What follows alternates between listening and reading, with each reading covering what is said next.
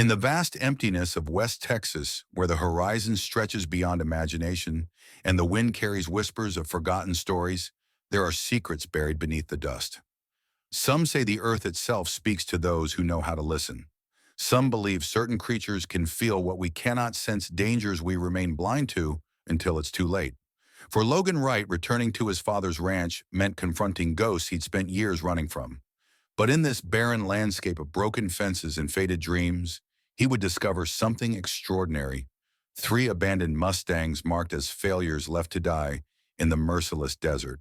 What connects a damaged war veteran, three unusual horses, and the trembling ground beneath their feet? What secrets did Logan's father take to his grave? And in a world where power and science push ethical boundaries, who decides which lives are worth saving? Sometimes the most profound connections form in the spaces between heartbeats, in the silent communication between broken souls who recognize each other's pain. This is their story. The desert night stretched across West Texas like a black canvas, punctuated only by stars, and the harsh beam of a searchlight cutting through darkness. The helicopter hovered low, its spotlight sweeping the rugged terrain in rhythmic arcs, while below, three jeeps kicked up clouds of dust as they pursued fleeing shadows. Three wild horses, one gray as storm clouds, one russet like autumn embers, and one pale as morning mist galloped desperately across the barren landscape. Their hooves pounded the hard earth, their breaths coming in ragged bursts. Fear drove them forward, instinct told them to run, but the machines were relentless.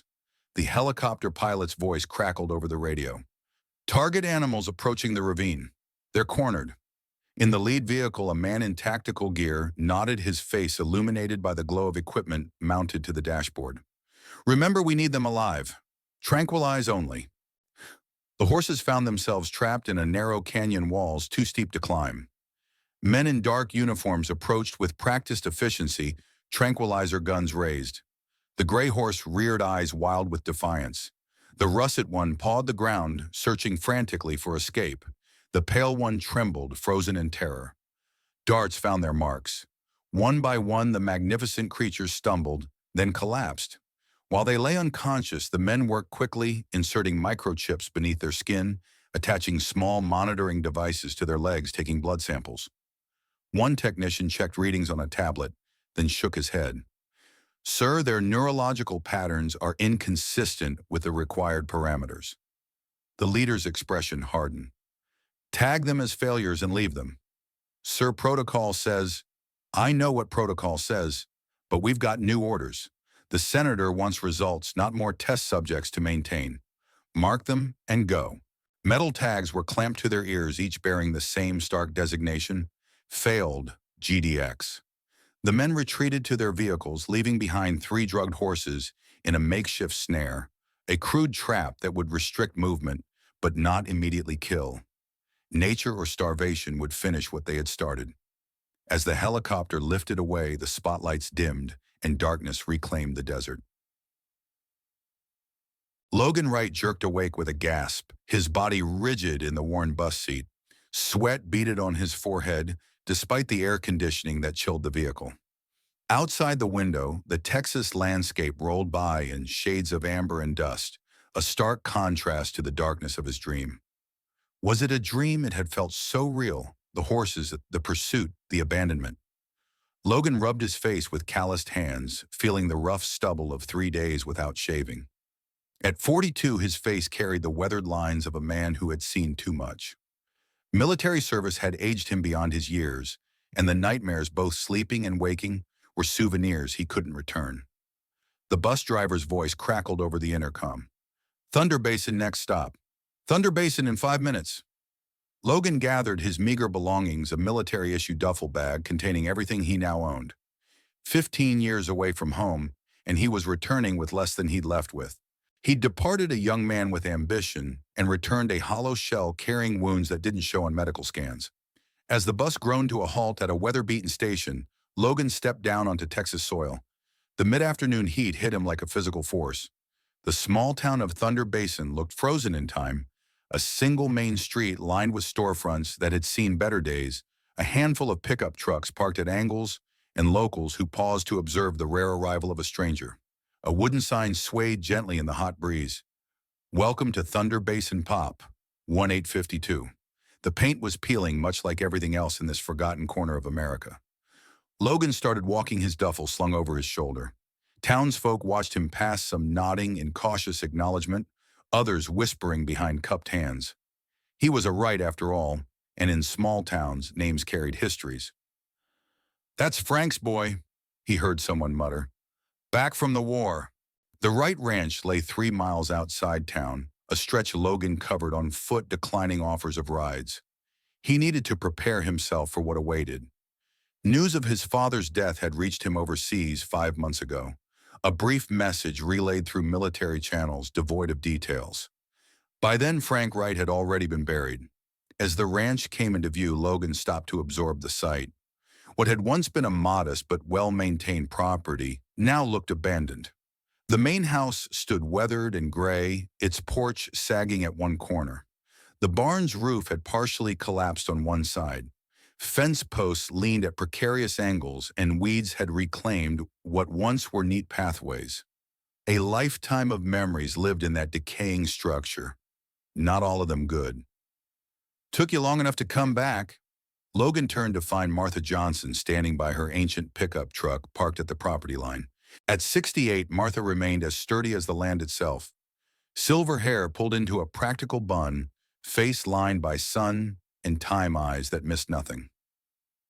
"Martha," Logan acknowledged with a nod. "Wasn't sure there was anything to come back to." "Well, your father's been in the ground 5 months now," she said, her tone matter-of-fact rather than accusatory. "Would have called you for the funeral if anybody knew how to reach you. The Army knew where to find me." "The Army isn't folks around here." Martha sighed, softening slightly. "Come on inside. Place has been closed up too long." Logan followed her to the main house. The front door squeaked in protest when Martha pushed it open, unleashing the stale air of abandonment. Dust motes danced in the shafts of sunlight that pierced through partially closed curtains. The living room stood frozen in time, his father's recliner still positioned, before a television set that predated Logan's departure, bookshelves lined with Western paperbacks and farming almanacs, a coffee table bearing ring stains from countless mugs. "He didn't change much," Logan observed, setting down his duffel. "Frank wasn't one for change," Martha replied. "Kept to himself these last few years. Even more than usual." Logan moved through the house like a visitor in a museum, touching surfaces gingerly, as though his father might materialize to accuse him of trespassing. In the kitchen, dishes still sat in the drying rack. A coffee mug half full of a substance, now solid and black, remained on the counter. "How did it happen?" Logan finally asked. "The message just said, vehicular accident." Martha's expression tightened. "Truck went off County Road 22 one night. By the time they found him next morning, he was gone. Sheriff Ramirez handled it, said Frank must have fallen asleep at the wheel." Logan nodded, absorbing this information, while his instincts, honed by years in combat zones, whispered that details were missing. "He left something for you," Martha said, reaching into her pocket. She produced an envelope, yellowed and creased from being carried too long. "Found it in his desk after. Never got around to mailing it, I guess." Logan accepted the envelope. His name was written on the front in his father's distinctive block, lettering the same handwriting that had marked chore lists and stern notes throughout his childhood. "I'll leave you to it," Martha said. "Got groceries in my truck for you. Not much, but enough to tide you over." When she had gone, Logan sank into his father's recliner, the letter heavy in his hands. For several minutes, he simply stared at it. Finally, with military precision, he broke the seal and unfolded the single page. "Logan, if you're reading this, I'm probably gone. There's things you should know. I made mistakes, big ones. Got involved with people I shouldn't have, doing things I'm not proud of. But I'm trying to make it right. What they're doing isn't right. The animals suffer, and for what? So men in offices can feel safer about things they can't control. If you ever come home, check the old bunker. That's where I've been keeping them hidden. They're special, son. They can sense things we can't. The earth speaks to them. I should have told you years ago. Maybe you wouldn't have left. Maybe you'd have understood why I did what I did. Be careful. These people don't like loose ends." Dad Logan read the letter twice, then folded it carefully. His father's cryptic words stirred memories, their final argument. before Logan enlisted accusations hurled in anger. "You're experimenting on animals," a 17-year-old Logan had shouted. "I saw the papers, the charts. What the hell are you doing out there?" "You don't understand," Frank had replied, his voice low and dangerous. "This is bigger than us. Now forget what you saw. Or what, you'll lock me in the cellar like those creatures I heard? What kind of monster are you?" The blow had come swift and unexpected, the only time Frank Wright had ever struck his son. The next day, Logan had enlisted, leaving behind unanswered questions and unhealed wounds. Now, 15 years later, those questions resurfaced. The old bunker. Logan knew exactly what his father meant, a Cold War-era shelter Frank had discovered beneath the property when Logan was a child. They'd used it for storage mostly, though Frank had later converted part of it to a workspace he kept locked. Evening had settled by the time Logan finished exploring the house. In his old bedroom, nothing had changed: trophies from high school rodeo competitions, books on horsemanship, a collection of arrowheads mounted in a frame. It was the shrine of a boy who no longer existed. In his father's office, Logan found more troubling signs. The desk drawers had been emptied, filing cabinets stood open and bare, and rectangular clean spots on the walls suggested that framed documents had been removed. Someone had systematically stripped the room of anything important. Among the remaining papers, Logan discovered bank statements and legal documents. One caught his eye: a transfer of deed showing the ranch had been sold to Frontier Genetics, a company Logan had never heard of. The sale had been completed 3 days before Frank's death. "What the hell were you mixed up in, Dad?" Logan muttered. Night had fallen completely when Logan finally ventured outside with a flashlight. The beam played across the yard as he made his way to the old barn. Inside, the air hung heavy with the ghosts of animals long gone, the horses his father had kept when Logan was young, before financial troubles forced their sale. At the back of the barn, behind stacks of moldering hay bales, Logan found the entrance to the bunker, a heavy metal door set into the ground secured with a padlock. The lock was new industrial grade, but Logan had learned many skills in the military. Within minutes, he had it open. The narrow stairs descended into darkness. Logan's flashlight illuminated concrete walls as he moved cautiously downward. At the bottom, another door awaited, this one ajar. Beyond it lay the main chamber of the bunker, once packed with preserved food and emergency supplies, now converted to a makeshift laboratory. Metal tables lined one wall, bearing scientific equipment, centrifuges, microscopes, monitoring devices. Another area held filing cabinets, these untouched. But what caught Logan's attention were the signs of recent habitation: food wrappers, water bottles, a camping lantern, and a sleeping bag, and footprints in the dust, small, delicate hoof prints. A soft sound drew Logan deeper into the bunker, toward a smaller chamber separated by a heavy door. This door was secured with a padlock similar to the one above. Again, Logan worked methodically until it yielded. The beam of his flashlight swept the space beyond, and his breath caught.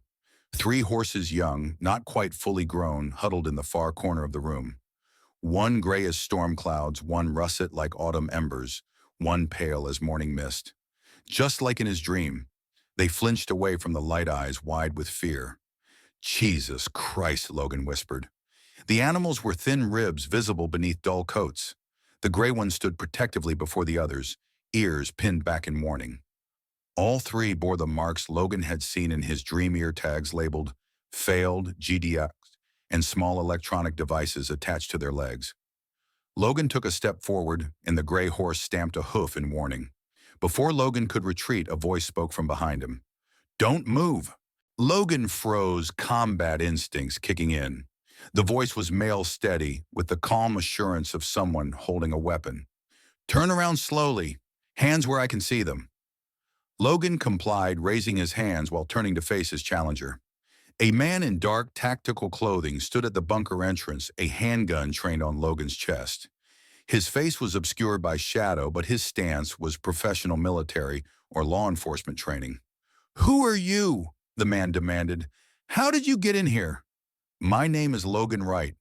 This is my father's property." A moment of silence followed. "Wright, Frank Wright's son." "That's right." The man adjusted his position slightly, but the gun remained steady. "Frank never mentioned a son." "We weren't exactly close," Logan replied. "Who are you, and what are you doing with these horses?" Instead of answering, the man lunged forward. Logan's training took over. He deflected the gun hand while driving a knee upward. The weapon clattered to the floor as both men grappled in the confined space, a brutal exchange of blows that ended with Logan pinning his attacker against the wall. "Last chance," Logan growled. "What's going on here?" The man twisted, suddenly breaking Logan's grip. He delivered a sharp elbow strike that sent Logan stumbling backward, then bolted for the stairs. By the time Logan recovered and gave chase, the intruder had vanished into the night. Logan returned to the bunker, heart pounding from the confrontation. The horses remained huddled together, eyes reflecting the flashlight beam with wary intelligence. Moving slowly, Logan approached them again, keeping his voice low and steady. "It's okay," he murmured. "I'm not going to hurt you." The gray horse maintained its protective stance, but didn't retreat further. Logan crouched, examining the electronic device on the animal's leg. It was sophisticated, a small black box with blinking lights secured by a band that looked impossible to remove without proper tools.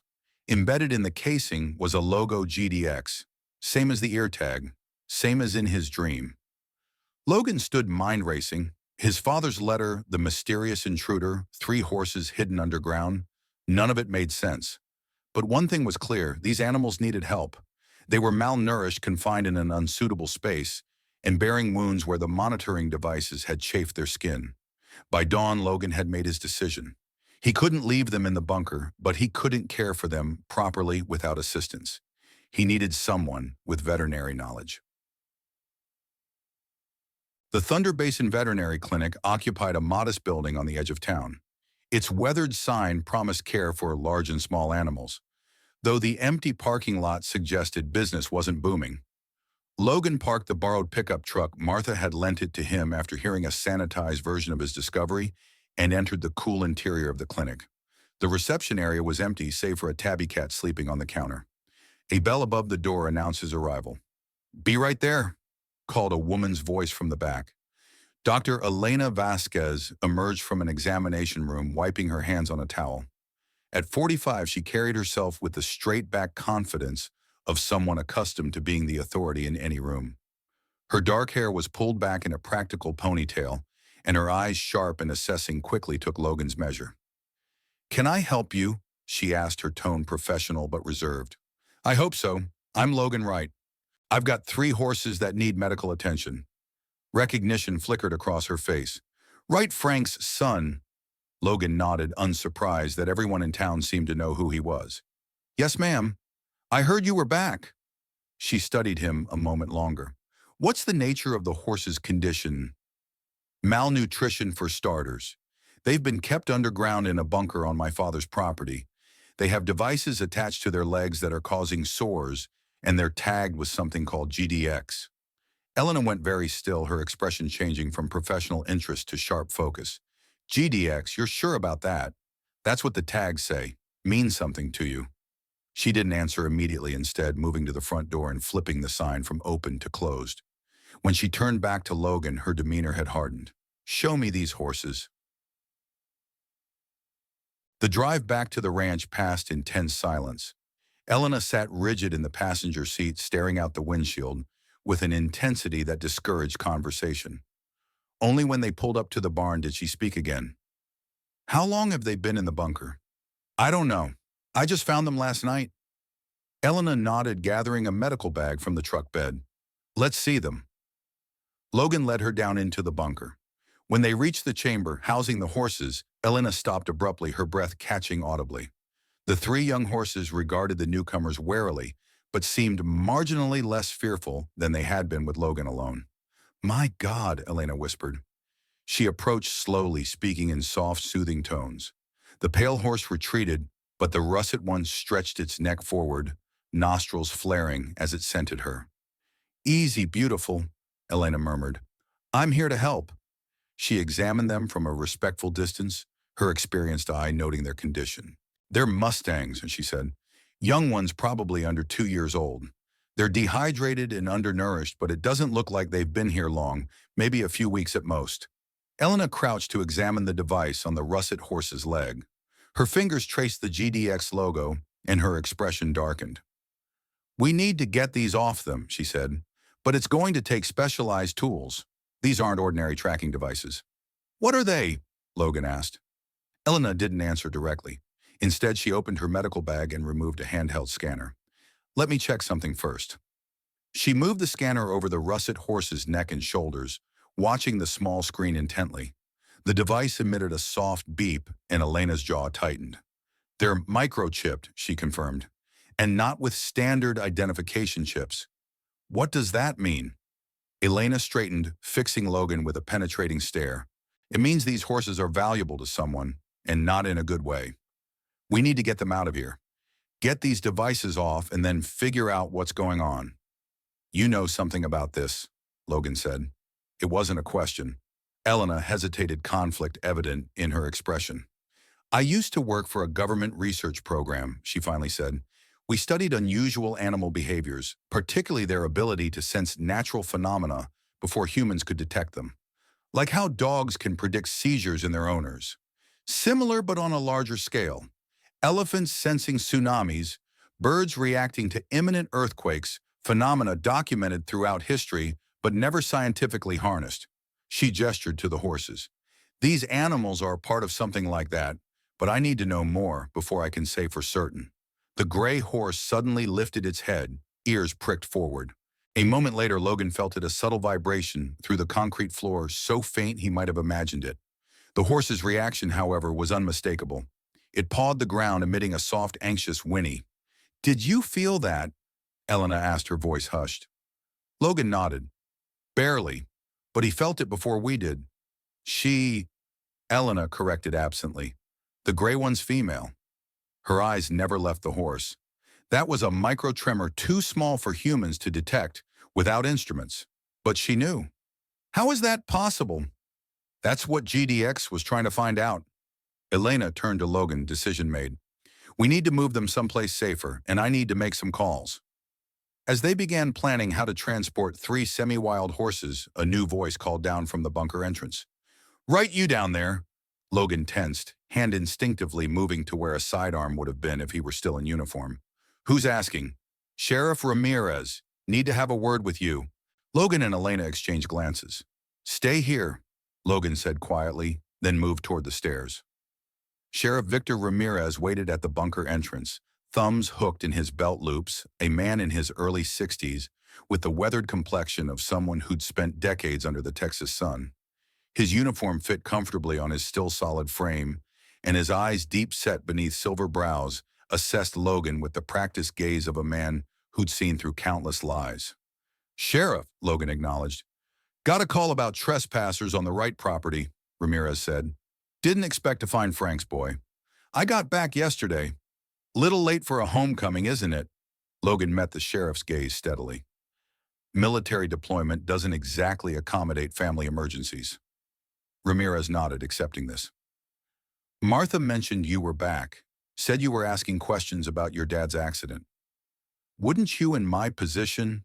Suppose I would. The sheriff glanced past Logan toward the bunker interior. What's down there that's got you so interested? Before Logan could answer, Elena emerged from below. Sheriff, she greeted. Ramirez's eyebrows rose slightly. Dr. Vasquez, didn't expect to find you here. Mr. Wright asked for my professional opinion on some horses he found on the property. Horses in the bunker. Ramirez's hand shifted subtly closer to his holstered weapon. Mind if I take a look? The three descended into the bunker together. When they reached the horse chamber, Ramirez stopped much as Elena had, absorbing the sight of the 3 Mustangs. Well, I'll be damned, he muttered. You know something about this? Logan asked. Ramirez approached the animals slowly. The gray horse, the female as Elena had identified her, watched him warily, but didn't retreat. The sheriff examined the ear tags and leg devices without touching them. Your father never mentioned keeping horses down here, he said finally. These aren't ordinary horses, Elena interjected. They're part of a research program, possibly government-funded. Ramirez turned to her sharply. You recognize these tags. I recognize what they represent, she answered carefully. GDX stands for Genetic Design Extreme, a private company that took over what was originally a government research initiative. What kind of research? Logan asked. Elena hesitated again. Animals with heightened sensory abilities, specifically the ability to detect natural disasters before they happen. Like early warning systems, Ramirez said. Exactly. Elena indicated the gray horse. She just sensed a micro-tremor before either of us felt it. These horses might have been bred or selected for enhanced seismic sensitivity. Logan thought of his father's letter. Their special son. They can sense things we can't. The earth speaks to them. So, why are they tagged as failed? He asked. That's what I'd like to know, Elena replied. The conversation was interrupted by the sound of vehicles approaching outside. Ramirez climbed the stairs to investigate, returning moments later with a grim expression. You've got visitors, he said to Logan. Charles Whitmore says he's the executor of your father's estate, and Carter Reed, CEO of Frontier Genetics. They're claiming legal ownership of this property. Logan felt a surge of the cold focus that had kept him alive in combat. Let's go meet them. Outside, two vehicles were parked in the yard, a sleek black SUV and a silver luxury sedan. Two men stood waiting, one in his mid-60s wearing an expensive suit despite the heat, the other younger, perhaps 55, dressed in business casual attire that somehow looked equally costly. The older man stepped forward, hand extended. Mr. Wright, Charles Whitmore, your father's attorney. My condolences on your loss. None. Logan didn't take the offered hand. Funny, I never heard my father mention you. Whitmore withdrew his hand smoothly. Frank was a private man. I handled his affairs for the last 5 years, including selling the ranch without notifying next of kin. The sale was completed according to your father's explicit instructions, Whitmore replied. All perfectly legal, I assure you. The second man stepped forward. Carter Reed, Mr. Wright, CEO of Frontier Genetics. We were sorry to hear about your father's passing. Reed was tall and lean with the physique of someone who maintained rigorous fitness. His face bore the refined features of old money, but his eyes, keen and assessing, belonged to someone who'd fought his way to the top. You bought my family's ranch 3 days before my father died, Logan said. Convenient timing. Reed's expression remained neutral. Business transactions often coincide with life events, Mr. Wright. Nothing sinister about it. Ramirez cleared his throat. Mr. Wright has 48 hours to vacate the premises under Texas property law, regardless of the sale. Until then, he has every right to be here. Of course, Whitmore said smoothly. We merely wanted to introduce ourselves and explain the situation. The property transfer is complete and legal. Elena stepped forward. And what about the horses? Reed's attention shifted to her, something like recognition flickering in his eyes. Dr. Vasquez, isn't it? I believe we have mutual colleagues. Former colleagues, Elena corrected. What's your interest in 3 Mustangs tagged as failures? I'm afraid I don't know what you're referring to, Reed replied. Cut the crap, Logan said. There are 3 horses in that bunker with your company's logo on them. They've been experimented on, fitted with monitoring devices, and abandoned. Reed and Whitmore exchanged glances. Mr. Wright, Reed said carefully. If there are indeed animals on this property bearing GDX identifiers, they legally belong to my company. I'd be happy to have them relocated properly.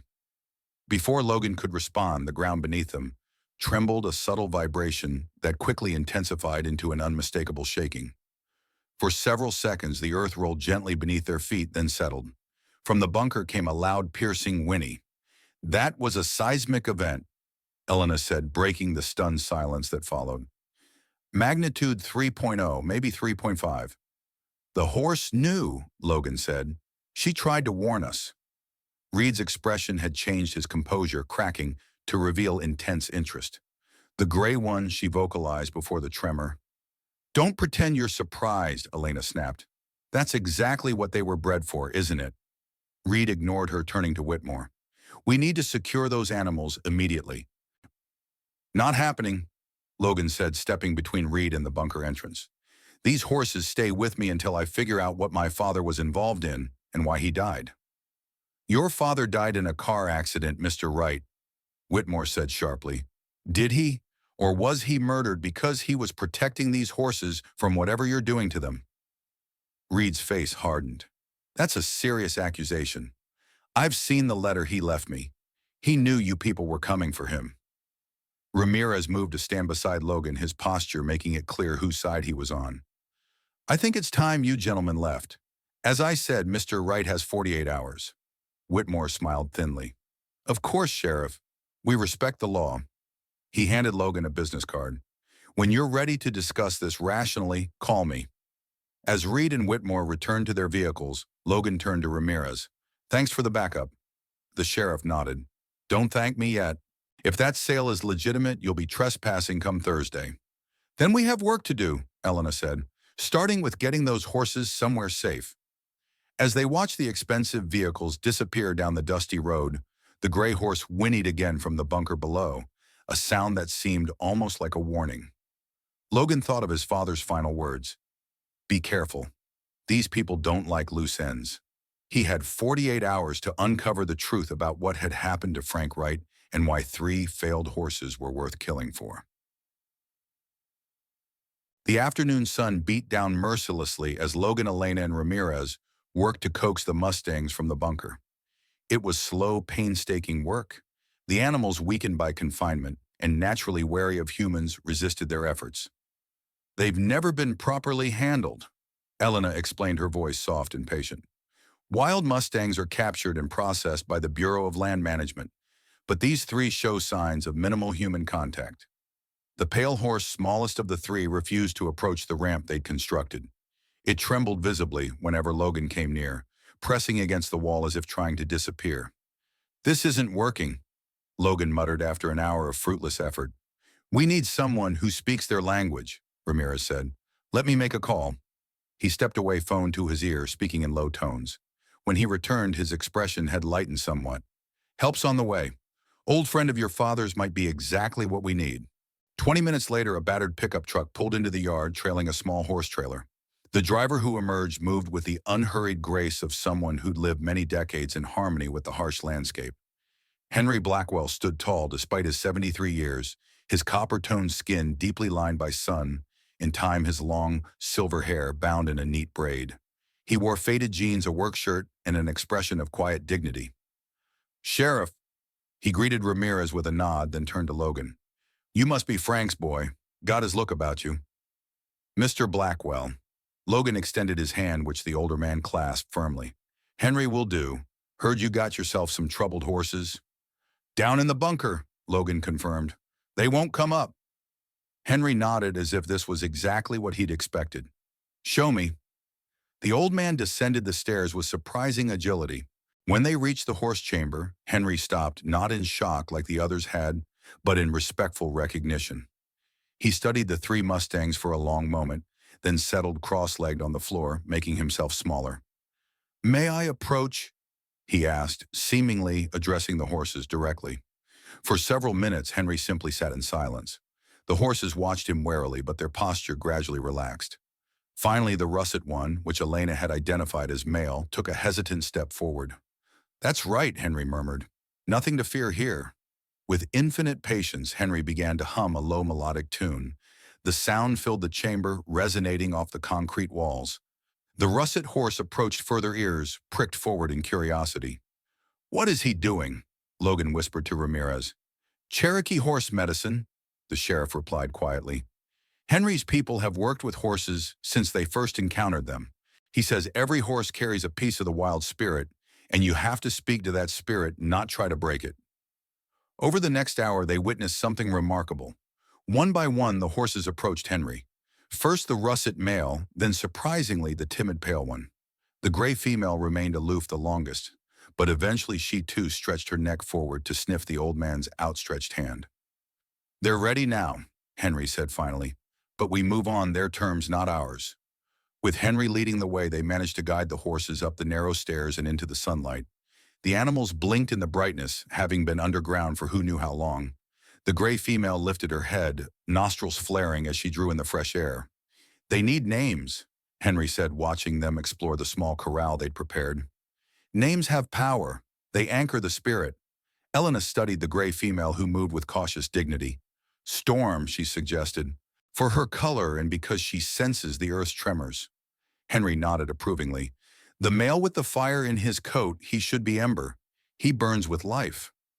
Logan looked at the pale one, smallest and most timid. Whisper, he said softly, because she's quiet, but she's still trying to tell us something. By late afternoon, they had established a temporary shelter for the horses in the barn. Elena had removed the monitoring devices from their legs' delicate work that revealed raw infected sores beneath. The ear tags remained for now, as removing them would require sedation. They need rest, proper nutrition, and medical care, Elena said, packing her supplies. But they're remarkably resilient. Wild horses have to be. As the sun began to set, Ramirez and Henry prepared to leave. The sheriff pulled Logan aside. I'm going to look into your father's accident report, he said quietly. Something about this whole situation doesn't sit right with me. I appreciate that. Henry approached next, his weathered face solemn. These horses chose to trust you today. That means something. I don't know the first thing about caring for Mustangs, Logan admitted. No one does at first, Henry replied. Listen to them. They'll teach you. He glanced toward the corral where the three horses stood together.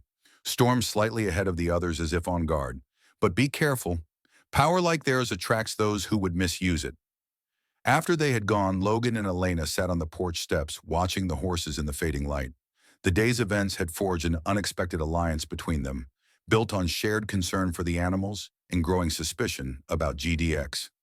You knew about this program, Logan said. It wasn't a question. Elena was silent for a long moment before responding. I worked for the original project Whisper Wind. It was started by the U.S. Geological Survey and FEMA to study animals with natural disaster detection abilities. The goal was to develop early warning systems for earthquakes, tsunamis, volcanic eruptions. What happened? What always happens? The military got interested. Funding shifted. Suddenly, we weren't just studying natural abilities. We were trying to enhance them, control them. Elena's voice hardened. I left when they started breeding animals specifically for these traits with no concern for their welfare. And GDX took over. Yes, they privatized the program about 8 years ago. Carter Reed was one of the original scientists, but I didn't know he'd become CEO. Logan considered this information. Why would my father be involved? Frank was an excellent horseman, Elena said. He understood Mustangs better than most. If they needed someone to work with special horses, he'd be a logical choice. The conversation lapsed into silence as darkness settled over the ranch. In the corral, the three Mustangs huddled together, occasionally lifting their heads to scan their surroundings. You should get some rest, Elena finally said, rising. I'll come back tomorrow with more supplies. After she had gone, Logan returned to the house. In his father's office, he began a more thorough search of the remaining papers, looking for anything connected to GDX or Whisperwind. In a hidden compartment beneath a floorboard, a hiding place Logan remembered from childhood, he found a thumb drive. He plugged it into his father's ancient computer, which wheezed to life after years of disuse. The drive contained dozens of files, research notes, photographs, and video recordings. Logan opened one video at random. His father's face filled the screen, looking older and more careworn than Logan remembered.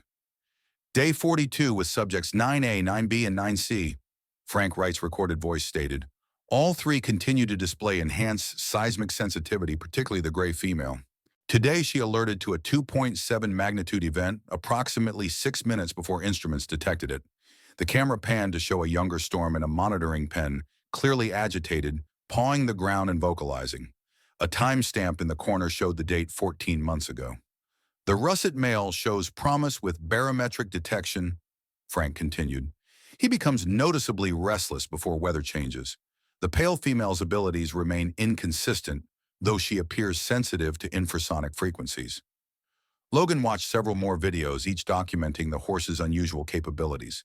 In the later recordings, his father's tone grew increasingly concerned.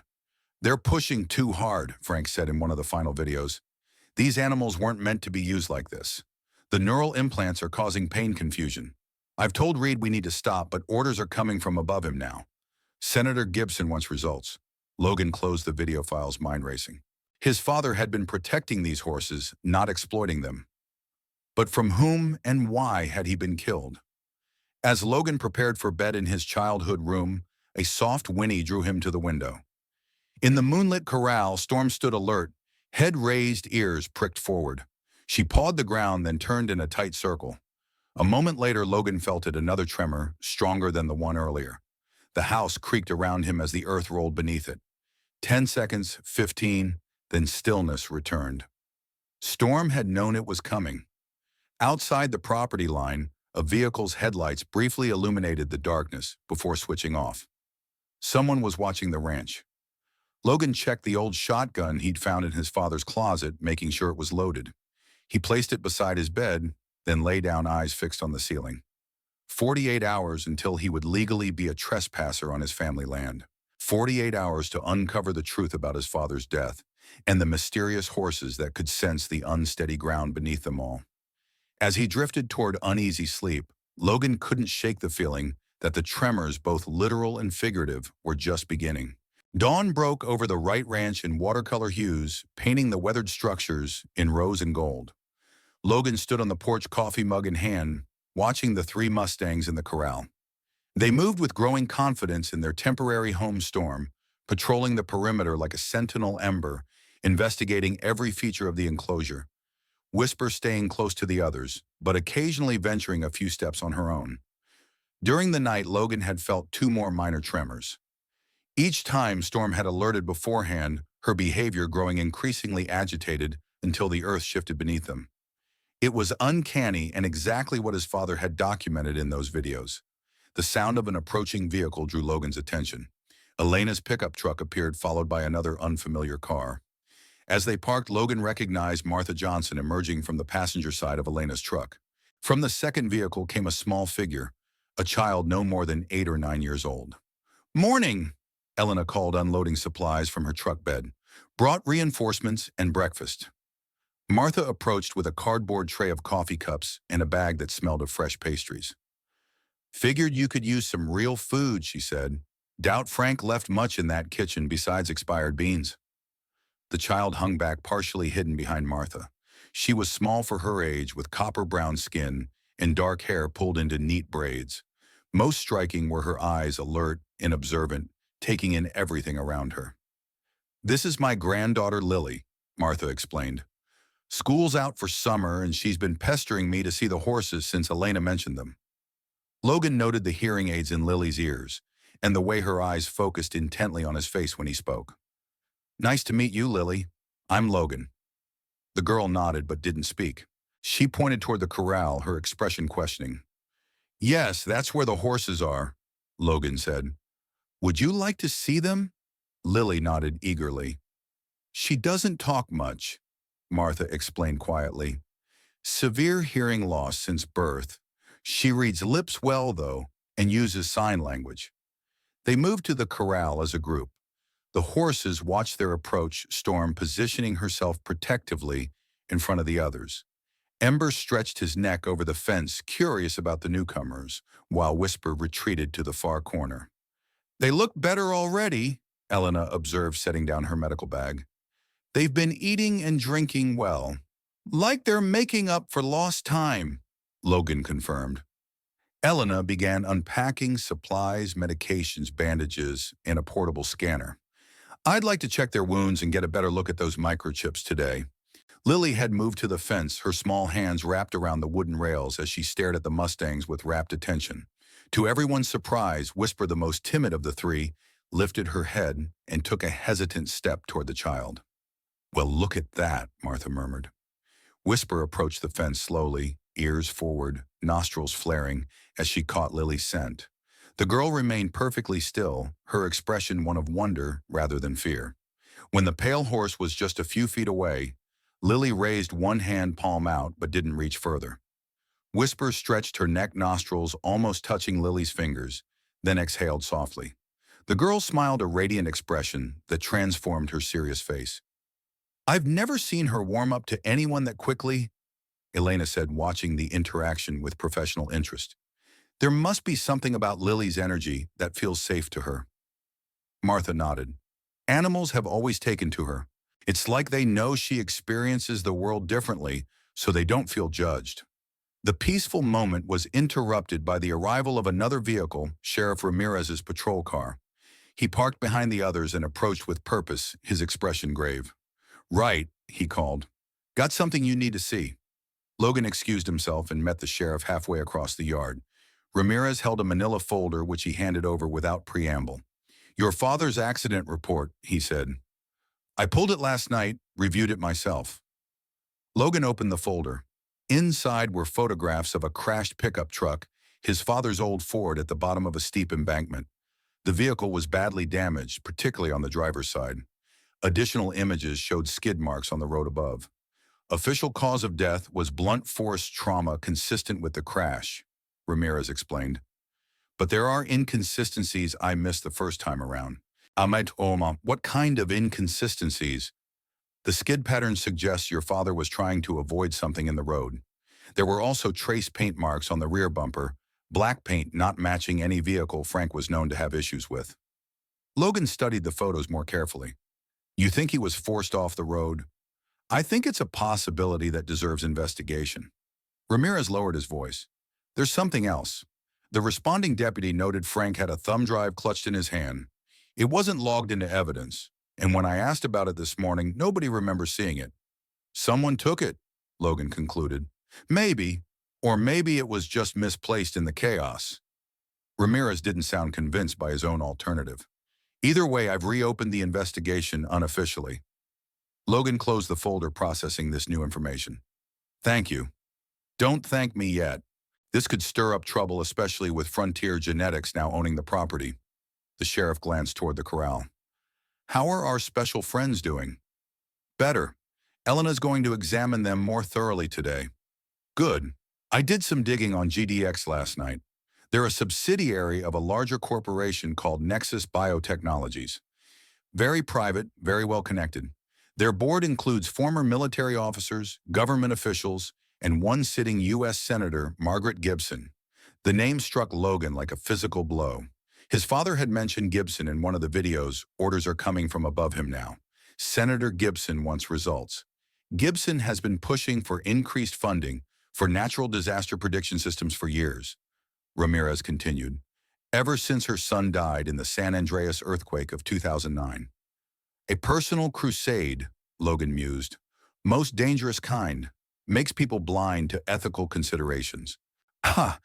They rejoined the others at the corral where Elena was preparing to examine Storm. The gray mare remained wary, but allowed the veterinarian to approach with minimal resistance. I need to scan these microchips more thoroughly, Elena explained as she worked.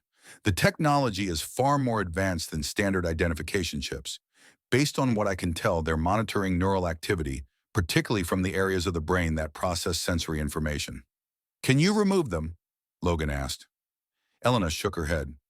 Not without specialized equipment. They appear to be integrated with the nervous system.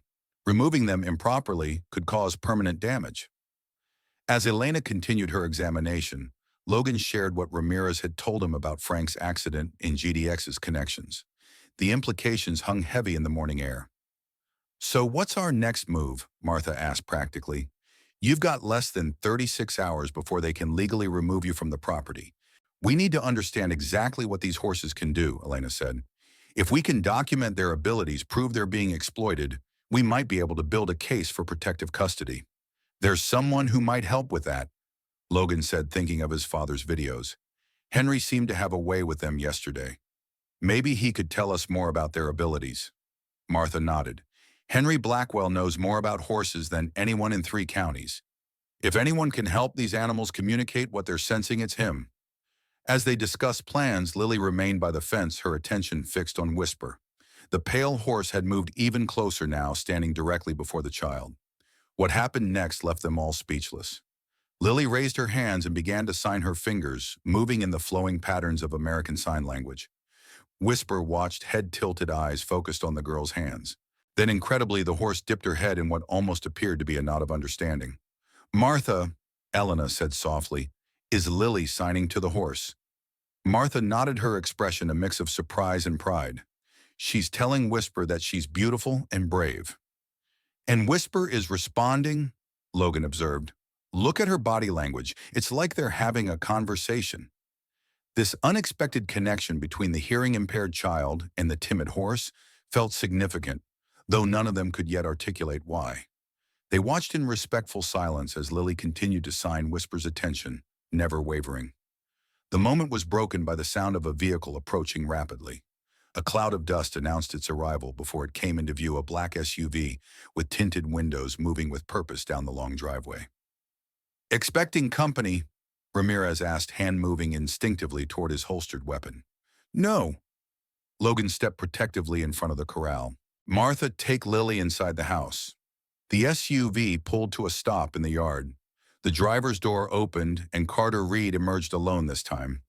He was dressed more casually than during his previous visit, khaki pants and a button-down shirt with the sleeves rolled up, but still managed to exude authority. "Mr. Wright," he called, approaching the group. "I was hoping we might have a more productive conversation today." "What do you want, Reed?" Logan asked, making no effort to hide his hostility. Reed's gaze moved past Logan to the corral where the three Mustangs had gathered together. Storm at the front ears, pinned back in clear recognition of a threat. "I see you've been caring for our special project participants," Reed said. "They look better than I expected given their circumstances." "They're not project participants," Elena interjected. "They're living creatures who were abandoned and mistreated." Reed turned his attention to her. "Dr. Vasquez, it's been, 7 years you haven't changed your stance on research ethics, I see.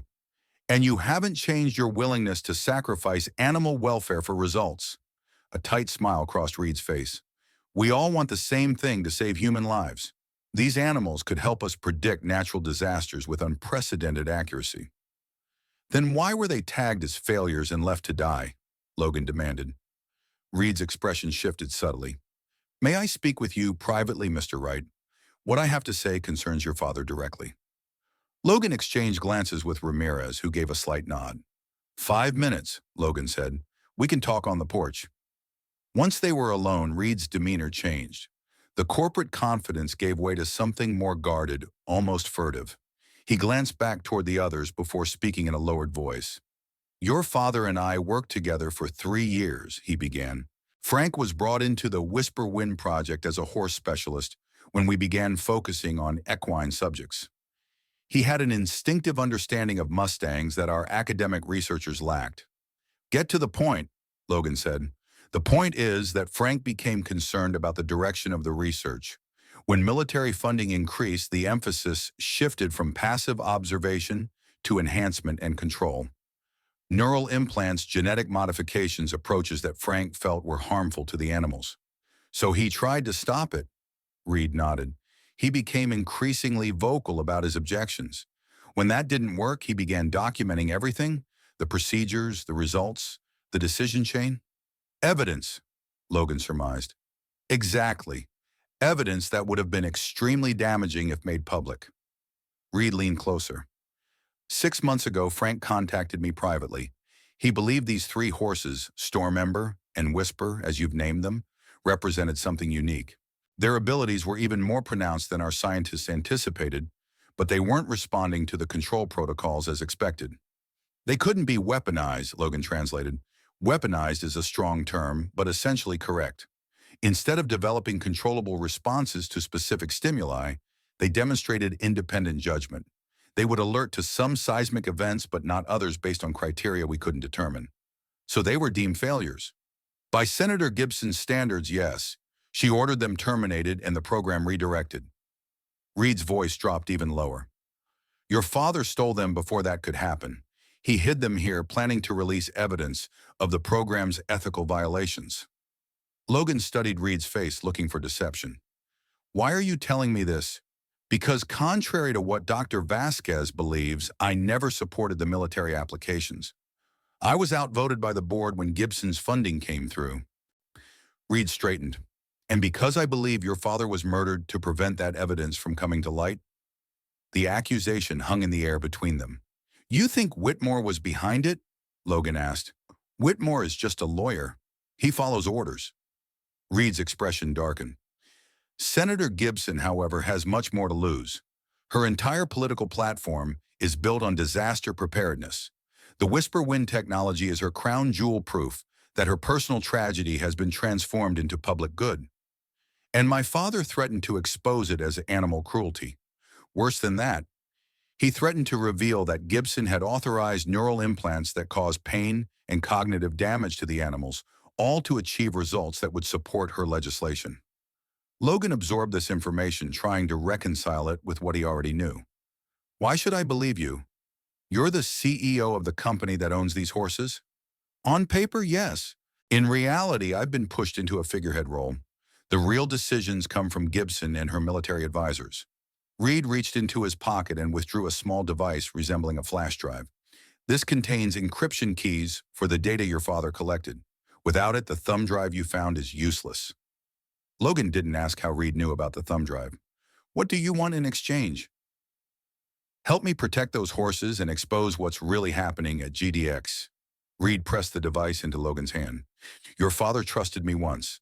I'm asking you to do the same. Before Logan could respond, a commotion from the corral drew their attention. Storm was pawing the ground frantically, whinnying in clear distress. Ember and Whisper had also become agitated, moving restlessly within the enclosure. What's happening? Reed asked, alarm evident in his voice. Logan was already moving toward the corral. They're sensing something. Elena met them halfway. Storm started acting like this about 2 minutes ago. The others followed her lead. As if on cue, the ground beneath them trembled, a rolling motion that quickly intensified. This was no minor tremor, but a substantial earthquake. The violent shaking lasted nearly 30 seconds, rattling windows and toppling a stack of fence posts nearby. When the quaking subsided, Reed looked shaken. That had to be at least magnitude 5.0. And Storm warned us before it hit, Elena confirmed. She gave us at least 3 minutes advance notice. Reed stared at the gray mare with undisguised wonder. Even our most advanced monitoring equipment only gives seconds of warning. Now do you understand why my father wanted to protect them? Logan asked. They're not failed experiments. They're extraordinary beings with abilities we barely comprehend. The sound of a cell phone ringing interrupted the moment. Reed answered, listened briefly, then ended the call with a troubled expression. That was the USGS. The epicenter was about 30 miles from here. They're predicting aftershocks. He turned to Logan. You need to be careful. Gibson will have felt that quake too, and she'll know these horses predicted it. Your time just got a lot shorter.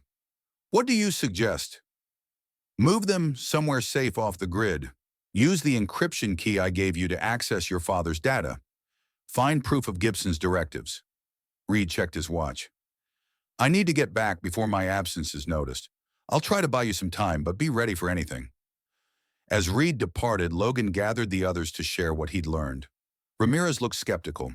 You're trusting the word of the man whose company now owns this ranch, the sheriff asked. Not trusting, Logan clarified. But what he said aligns with the videos my father recorded, and he didn't have to give me the encryption key. Or it could be a trick to gain your confidence while they prepare to seize the horses, Elena countered. Martha, who had returned with Lily once Reed left, offered a practical perspective.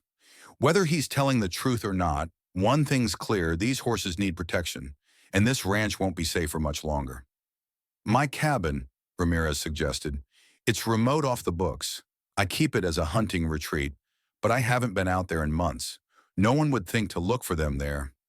We'd need to transport 3 semi-wild horses without being seen, Elena pointed out. That's not exactly inconspicuous. Henry might help, Logan said. His trailer can hold all 3, and he knows back roads that wouldn't be monitored. As they debated options, Lily tugged at Martha's sleeve, then began signing rapidly. What's she saying? Logan asked. Martha translated. She says Whisper is trying to tell us something important. Something about the ground being angry in many places, not just here. They all turned to look at the pale horse who was pacing in tight circles, occasionally stopping to press her head against the ground, as if listening. The infrasonic sensitivity, Elena realized. Frank's notes mentioned Whisper could detect low-frequency sounds. She might be sensing vibrations from multiple locations. A swarm, Ramirez said grimly. Sometimes a large quake triggers seismic activity along other fault lines. If Whisper is sensing that, then we need to document it, Logan decided. If these horses can predict a pattern of earthquakes, that's exactly the kind of evidence that would protect them. Elena nodded. I'll call the university's seismology department. They can verify if there's unusual activity. And I'll contact Henry about moving them to the cabin, Ramirez added. As the group dispersed to make preparations, Logan remained by the corral watching the three Mustangs.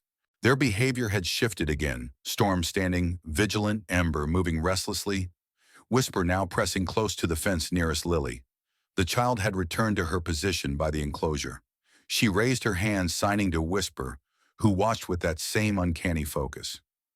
After a moment, Lily turned to Logan and signed again.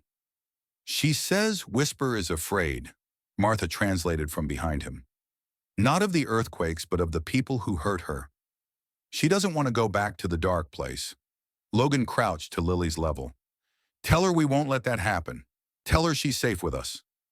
Lily signed this message to Whisper. The pale horse nickered softly, then approached the fence where Logan stood. For the first time, she allowed him to touch her, briefly pressing her muzzle against his outstretched hand. It felt like a pact had been sealed. By mid-afternoon, their plans were in motion. Henry had arrived with his trailer and agreed to transport the horses to Ramirez's cabin after nightfall. Elena had confirmed with seismologists that unusual seismic activity was indeed occurring across the region, a pattern of tremors following the main shock. Logan spent the intervening hours in his father's office using Reed's encryption key to access the protected files on the thumb drive. What he found confirmed everything Reed had told him, and worse. Video recordings showed Senator Gibson visiting the research facility, watching as horses with neural implants were subjected to simulated earthquake conditions. In one particularly disturbing clip, Gibson could be heard saying, "We need reliable responses, Dr. Reed. If these subjects aren't performing to standard, replace them." There were also emails between Gibson and military contractors discussing weaponized applications of the seismic detection abilities, deploying enhanced animals to detect underground bunkers, tunnel systems, or troop movements from the vibrations they created. Most damning was a memo authored by Gibson herself ordering the disposal of failed test subjects to prevent them from contaminating the genetic line.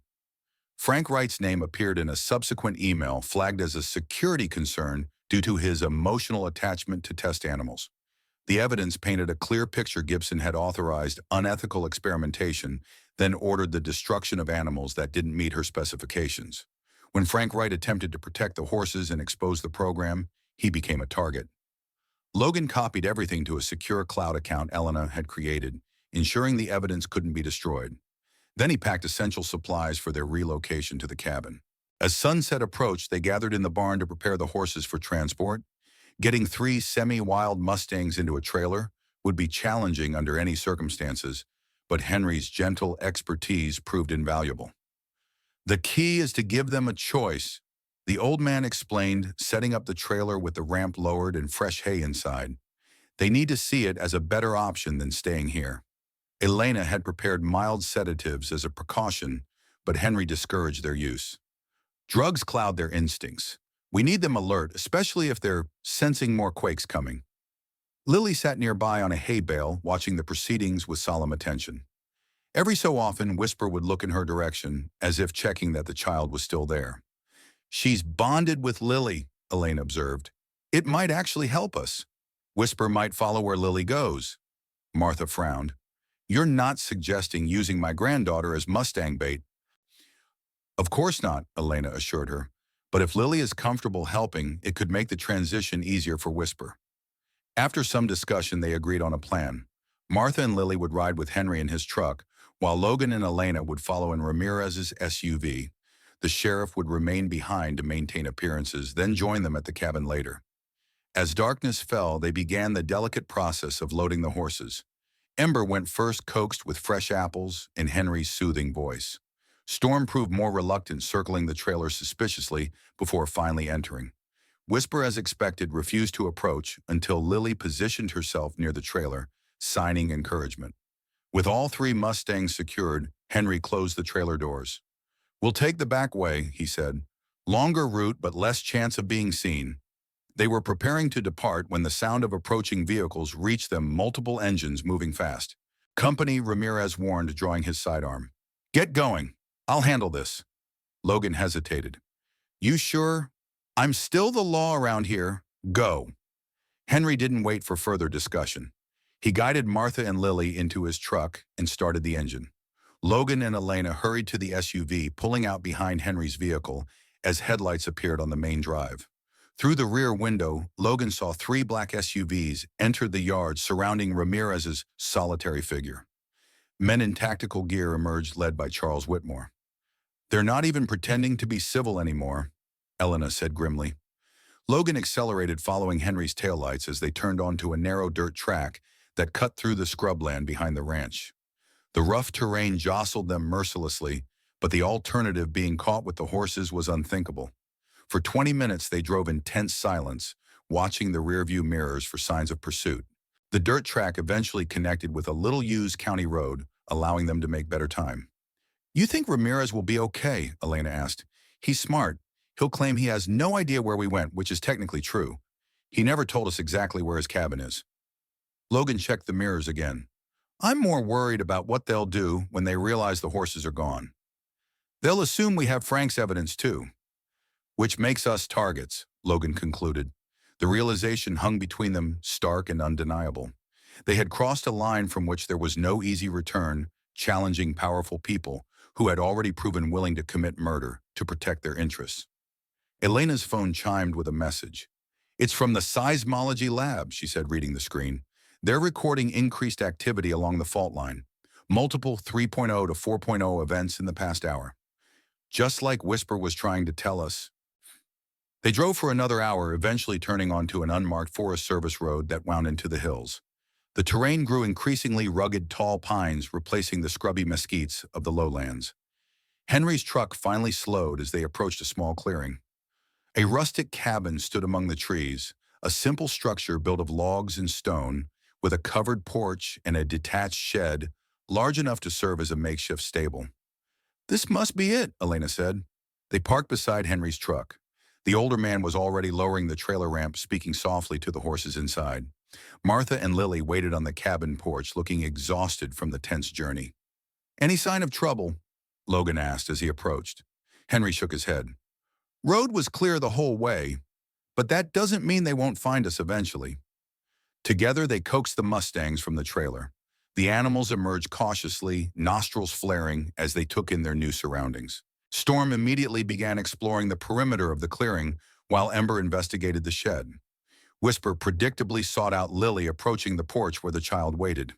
"We should get them settled in the shed," Elena suggested. "They've had enough stress for one day." With Henry's guidance, they prepared the shed as temporary housing, laying down fresh straw and setting up water troughs. By the time the horses were secured for the night, exhaustion had caught up with all of them. Inside the cabin, Ramirez's retreat proved basic but comfortable: 2 bedrooms, a main living area with a stone fireplace, and a small kitchen stocked with non-perishable supplies. A generator provided electricity and a well-supplied running water. "We should be able to hold out here for a few days," Logan said, checking the provisions. "Maybe longer if we're careful." "And then what?" Martha asked, practical as ever. "These people won't just give up because we've hidden the horses. We expose them," Elena said firmly. "The evidence on Frank's drive, combined with documentation of the horse's abilities, should be enough to trigger an investigation. If we can get it to the right people," Logan added. As they discussed next steps, Lily tugged at Martha's sleeve, then signed rapidly. "She says Whisper is upset again," Martha translated. "Something's wrong." They hurried outside to the shed. All 3 horses were agitated, Storm pawing frantically at the ground, Ember circling restlessly. Whisper pressed against the wall nearest the cabin, trembling visibly. "Another quake coming?" Logan asked. Elena checked her phone. "No alerts yet, but they were predicting aftershocks." Henry studied the horse's behavior with a frown. "This is different. Their patterns aren't the same as before." Before anyone could respond, headlights appeared on the forest road, multiple vehicles approaching rapidly. "They found us," Logan said, heart sinking. "Everyone back in the cabin. Now." Martha hurried Lily inside while Elena gathered her medical bag. Henry moved toward the horses, intending to calm them, but Logan stopped him. "No time. We need to secure the cabin." Inside, Logan quickly distributed the few weapons available: Ramirez's spare shotgun for himself, a hunting rifle for Henry, a revolver for Martha. Elena checked the windows, confirming at least 3 vehicles surrounding the clearing. "How did they find us so quickly?" she asked. The answer struck Logan with horrible clarity. "The monitoring devices on the horse's legs. We removed them, but the microchips are still active. They tracked us through the horse's own implants," Elena realized. Outside voices called for them to exit the cabin with hands visible. Flashlight beams swept the clearing, illuminating the shed where the Mustangs were housed. "What do we do?" Martha asked, positioning herself protectively in front of Lily. Logan assessed their options grimly. They were outnumbered and outgunned. Ramirez didn't know their exact location, so no help would be coming from that quarter. Fighting would only endanger everyone, especially the horses. "We need to stall," he decided. "Keep them talking while we figure out a plan." He moved to the front door, opening it slightly but remaining shielded behind it. "This is private property," he called out. "Sheriff Ramirez knows we're here." "Mr. Wright?" A familiar voice responded, Charles Whitmore. "You're harboring stolen research assets. Come out peacefully and no one needs to get hurt." "Research assets?" Logan scoffed. "You mean the Mustangs you abandoned to die after torturing them with experimental implants?" "Your father stole valuable intellectual property," Whitmore countered. "We're simply recovering what belongs to us." While Logan kept Whitmore distracted, Elena moved from window to window, counting their opponents. "I see at least 6 men in tactical gear," she whispered. "Armed, moving toward the shed." "They're going for the horses first," Henry said. Outside, the confrontation escalated as men approached the shed. Storm's distressed whinnying pierced the night, followed by the sounds of struggle as the men attempted to secure her. The cabin's back door suddenly opened. Everyone spun toward it, weapons raised only to freeze in shock at the figure standing there. Carter Reed, breathing hard as if he'd been running, raised his hands to show he was unarmed. "We don't have much time," he said urgently. "Gibson's people are right behind me." "What the hell are you doing here?" Logan demanded, keeping the shotgun trained on Reed. "Trying to prevent a massacre." Reed stepped further into the cabin, closing the door behind him. "I've been tracking your location through my own channels. When I realized Gibson had found you, I came to warn you." "How do we know you're not working with them?" Elena challenged. "Because I could have brought a tactical team instead of coming alone." Reed moved to the window, peering out at the men attempting to subdue the panicked horses. "They're not here to negotiate. Gibson wants those horses eliminated and all evidence destroyed, including witnesses." The implications were clear. This wasn't a recovery operation, but a cleanup mission. Everyone in the cabin was in mortal danger. "There's a service road on the north side of the property," Reed continued. "It connects to the main forest highway about 3 miles up. I have a vehicle hidden there." "You want us to run?" Logan asked incredulously. "I want you to survive to expose Gibson." Reed turned to face them. "I've spent years collecting evidence against her, but I could never get close enough to the Whisper Wind project to prove the worst abuses. Your father's data is the missing piece." A sudden commotion outside drew their attention. The men had managed to get ropes around Storm's neck, but the gray mare was fighting fiercely, rearing and striking out with her hooves. In the chaos, Ember had broken free of the shed and was charging the men while Whisper darted between their legs, causing further confusion. "Those horses are buying us time," Reed said. "We need to move now." Logan made a swift decision. "Martha, take Lily and go with Reed. Elena, you and Henry follow with whatever evidence and supplies you can carry." "What about you?" Elena asked. "I'll create a diversion. Get them focused on me while you escape." Logan checked the shotgun. "I'll meet you at Reed's vehicle." Before anyone could argue, Logan moved to the front door. Taking a deep breath, he stepped onto the porch and fired the shotgun into the air. The loud report echoed through the clearing, momentarily freezing everyone in place. "Whitmore!" Logan shouted. "Let's talk about what really happened to my father." As Logan had hoped, all attention shifted to him. Behind the cabin, Reed led Martha and Lily into the darkness of the forest, followed by Elena and Henry carrying essential supplies and the precious evidence. Whitmore emerged from behind one of the vehicles, his expression cold in the harsh glare of headlights. "Drop the weapon, Wright. This doesn't have to end badly." "I think it was always going to end badly." Logan replied, keeping the shotgun raised. Just like it did for my father when you ran him off the road. A flicker of surprise crossed Whitmore's face. Your father's death was unfortunate, but necessary. He became a liability. You mean he threatened to expose what you were doing to those horses?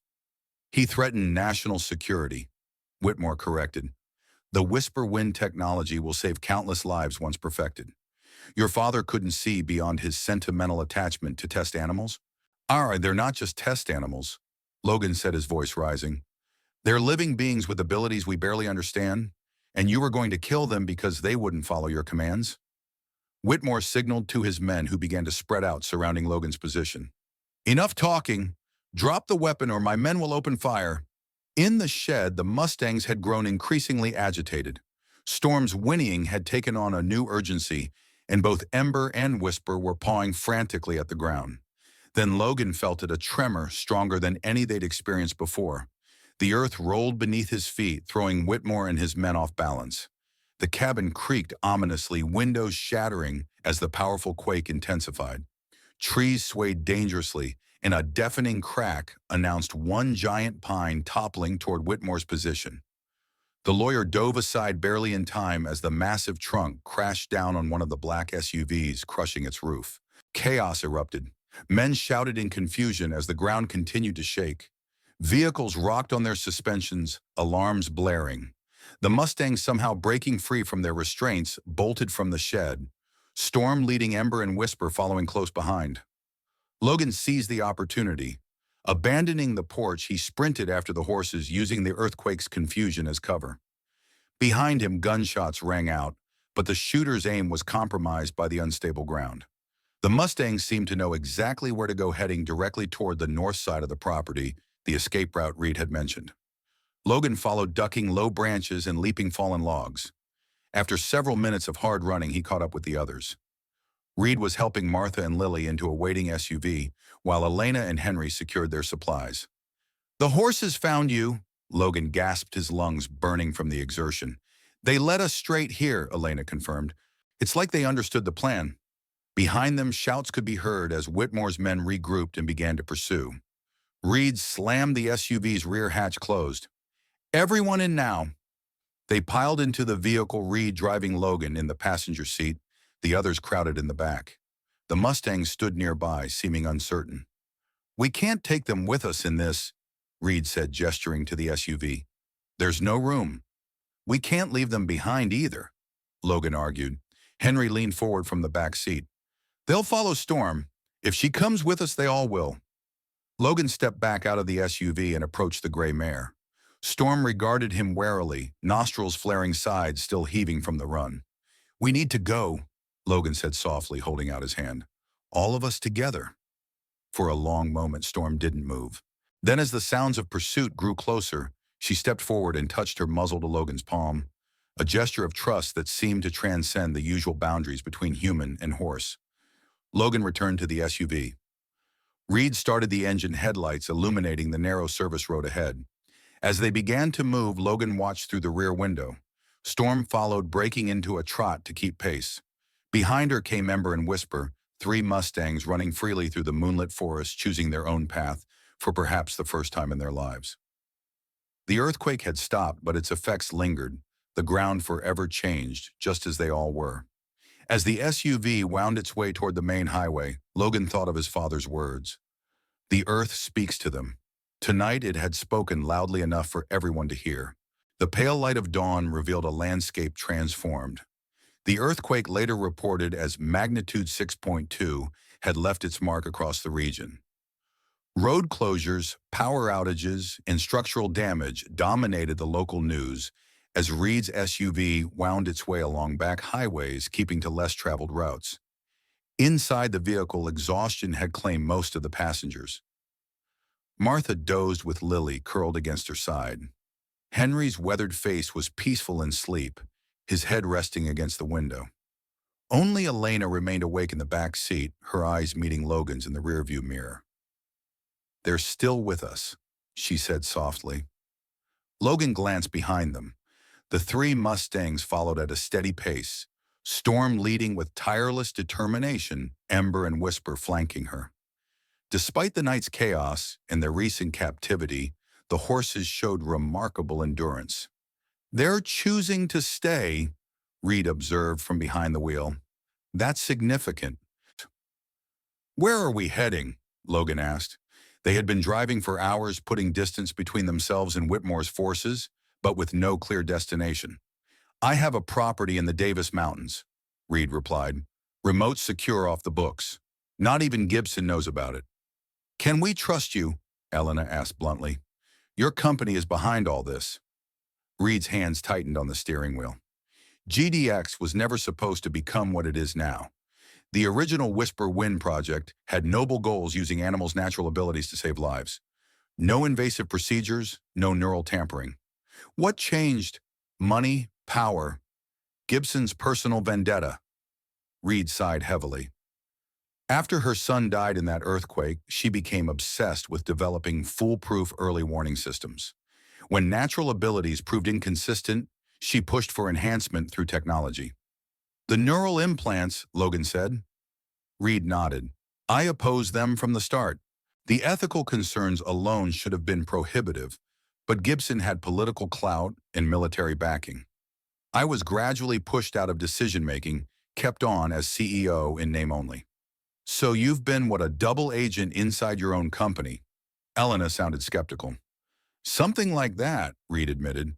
"I stayed because I thought I could moderate the worst impulses of the program. When that failed, I started gathering evidence looking for a way to expose Gibson without destroying the valuable research. And then my father complicated things," Logan surmised. "Frank was unexpected. Most of our handlers maintained professional distance from the test subjects. Your father treated those horses like sentient beings deserving of respect." A faint smile crossed Reed's face. "He used to talk to them for hours, especially the Gray One Storm. He believed they understood far more than our scientists gave them credit for." The conversation lapsed into silence as Reed turned onto a narrow mountain road that climbed steadily into the rugged terrain of West Texas. Pine forest gave way to stark, beautiful vistas of high desert plateaus and distant peaks. After another hour of driving, Reed slowed as they approached a concealed turnoff. A rough track barely visible among the scrubby vegetation led them to a clearing where a cabin stood larger and more modern than Ramirez's retreat, yet still harmonizing with the natural surroundings. "Welcome to my sanctuary," Reed said, parking beside the structure. "It's solar-powered, has satellite communications, and enough supplies to last weeks if necessary." They exited the vehicle stiffly, muscles protesting after the long journey. The Mustangs arrived moments later, approaching the clearing with cautious curiosity. Storm surveyed the new territory with alert eyes while Ember immediately began investigating the perimeter. Whisper, as always, sought out Lily, who had awakened at their arrival. "They need water and rest," Elena said, assessing the horse's condition. "The stress of the earthquake, the chase, and the long journey has taken a toll." Reed nodded. "There's a natural spring-fed pond about 100 yards behind the cabin. It's fenced to keep out predators, but has a gate we can open for them." While Reed showed Henry and Elena where to situate the horses, Logan helped Martha and Lily into the cabin. Inside, the space was surprisingly comfortable, an open floor plan, with a living area centered around a stone fireplace, a well-equipped kitchen, and doors leading to several bedrooms. Large windows offered commanding views of the surrounding landscape. "Nice hideout for a corporate CEO," Martha remarked, settling Lily on a comfortable sofa. "Too nice."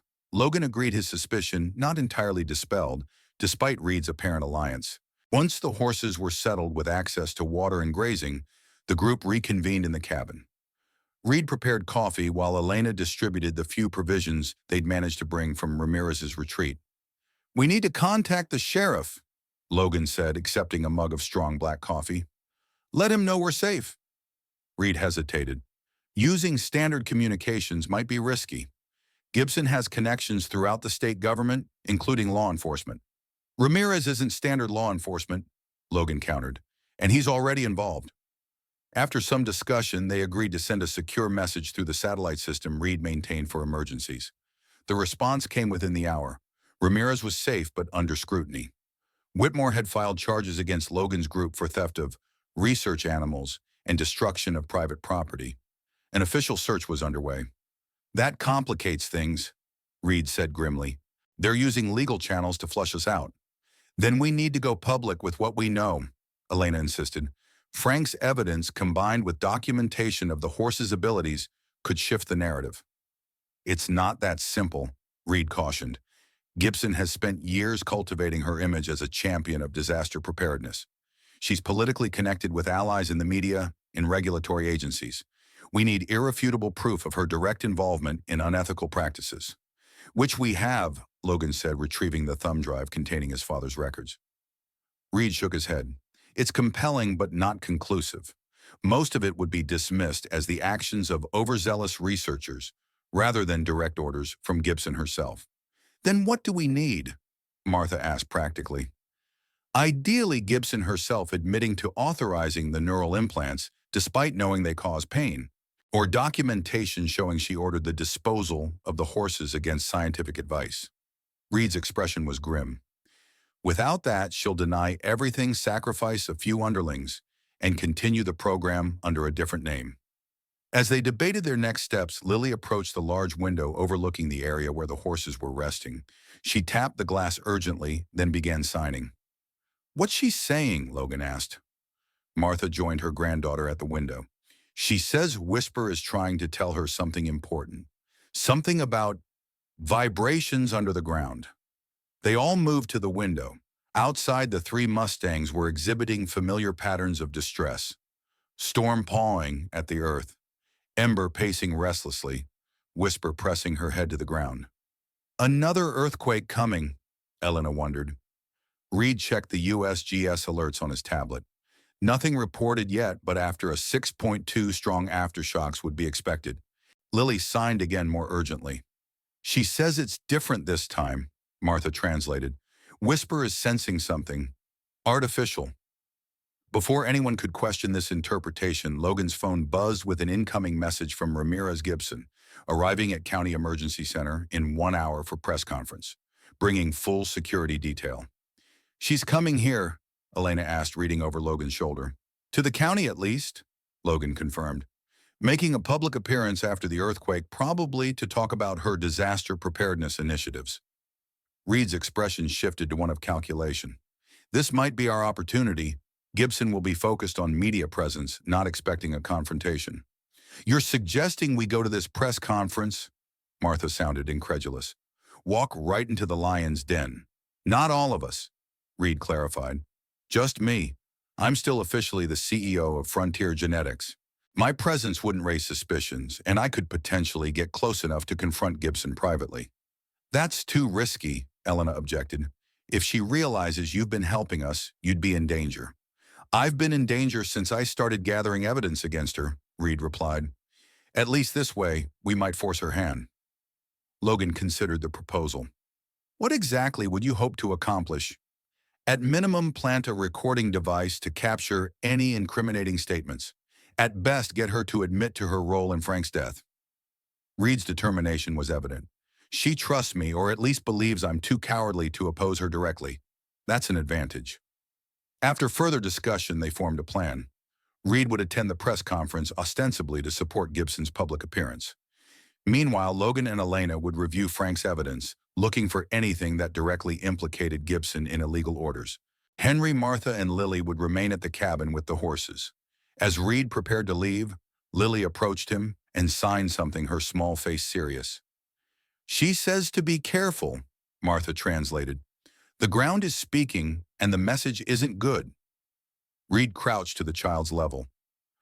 I'll listen carefully, he promised, then turned to Logan. If I don't return by nightfall, assume I've been compromised. There's a secure vault in the master bedroom with emergency supplies, including weapons and additional communications equipment. After Reed's departure, the cabin fell into an uneasy quiet. Logan and Elena sat up in the study, methodically combing through Frank's files, while Henry took responsibility for monitoring the horses. Martha prepared a simple meal from the cabin's stores, keeping Lily occupied with games and books. Look at this, Elena said after an hour of searching. She pointed to an email thread between Frank and several GDX scientists. Your father documented the neural inflammation caused by the implants. He formally recommended terminating that line of research on ethical grounds. Logan read the response from the project director. Recommendation noted, but overruled by executive authority. Senator Gibson has approved continued testing with modified protocols. That's direct involvement, Logan said.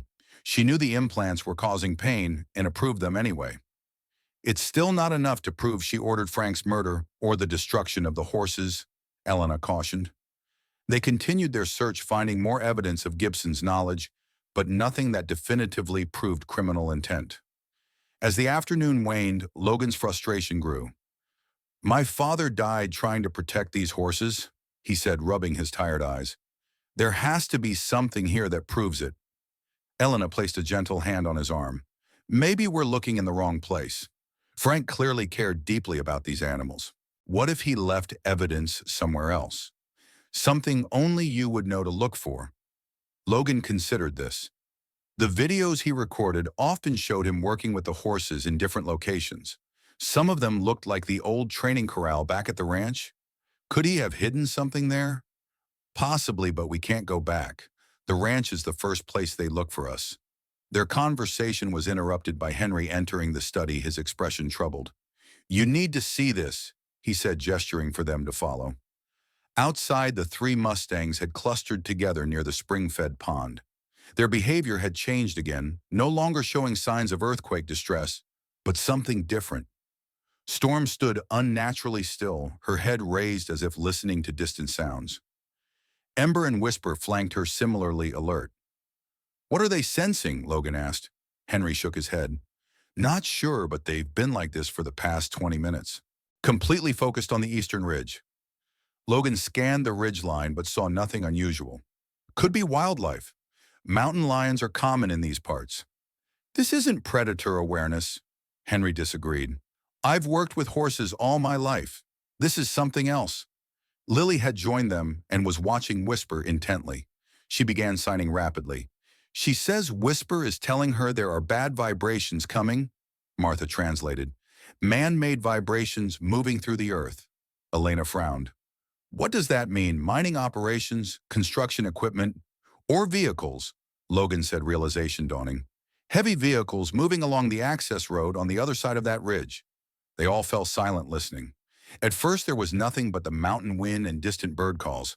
Then faintly came the low rumble of engines, multiple vehicles approaching from the east. "We need to move," Logan said urgently. "Now!" Shivram. Martha quickly gathered essential supplies while Logan retrieved weapons from Reed's vault. Elena and Henry worked to secure the horses, uncertain whether to release them or try to lead them away. "There's no time to load them in trailers, even if we had them," Elena said. "And they can move faster on their own than with us." "Release them," Logan decided. "If they choose to stay with us, fine. If not, at least they'll be free." Henry opened the gate to the larger pasture beyond, providing the Mustangs an escape route into the wilderness. To everyone's surprise, the horses didn't flee. Instead, Storm trotted purposefully toward Logan, while Ember positioned himself near Henry. Whisper, as always, sought out Lily. "They're not running," Elena said, wonder in her voice. "They're choosing sides," Henry replied quietly. The rumble of engines grew louder. From their position, they could now see dust rising beyond the eastern ridge, a convoy of vehicles minutes away from discovering the cabin. "We need higher ground and cover," Logan said, military training taking over. "There's a rock formation to the north that offers both." Martha looked doubtful. "Lily can't climb those rocks." "Storm can carry her," Henry suggested. "The gray mare is strong enough, and she seems to have bonded with Logan. She might accept the child if he asks." There was no time for debate. Logan approached Storm cautiously, speaking in low, calm tones. "We need your help," he said, feeling slightly foolish, talking to a horse as if she could understand. "Lily needs to ride you." Storm's intelligent eyes seemed to assess him, ears flickering. After a moment, she lowered her head in what looked remarkably like acquiescence. With Henry's help, they fashioned a makeshift rope halter and lifted Lily onto Storm's back. The child clung to the mare's mane, her expression a mix of fear and wonder. Whisper stayed close by, as if providing emotional support to both child and horse.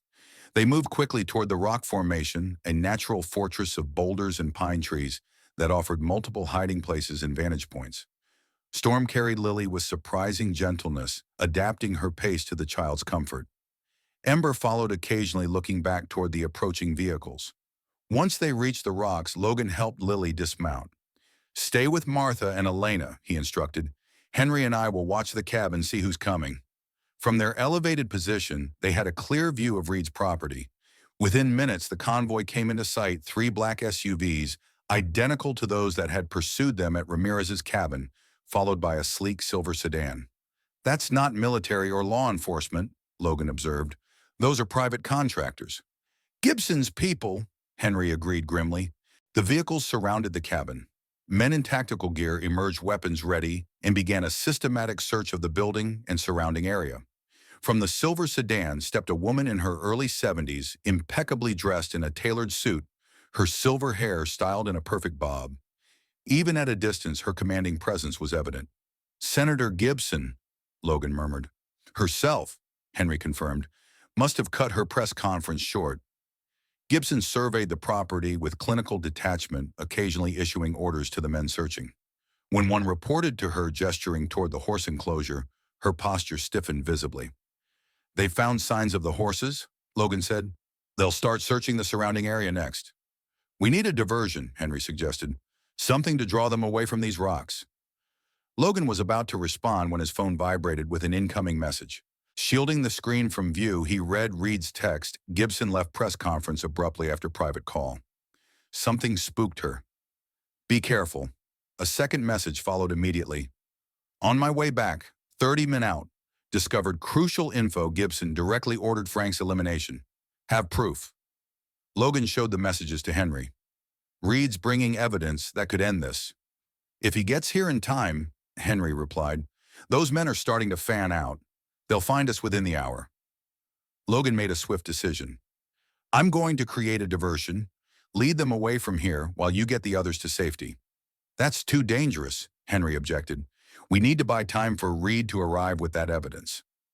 Logan checked the hunting rifle he'd taken from the vault.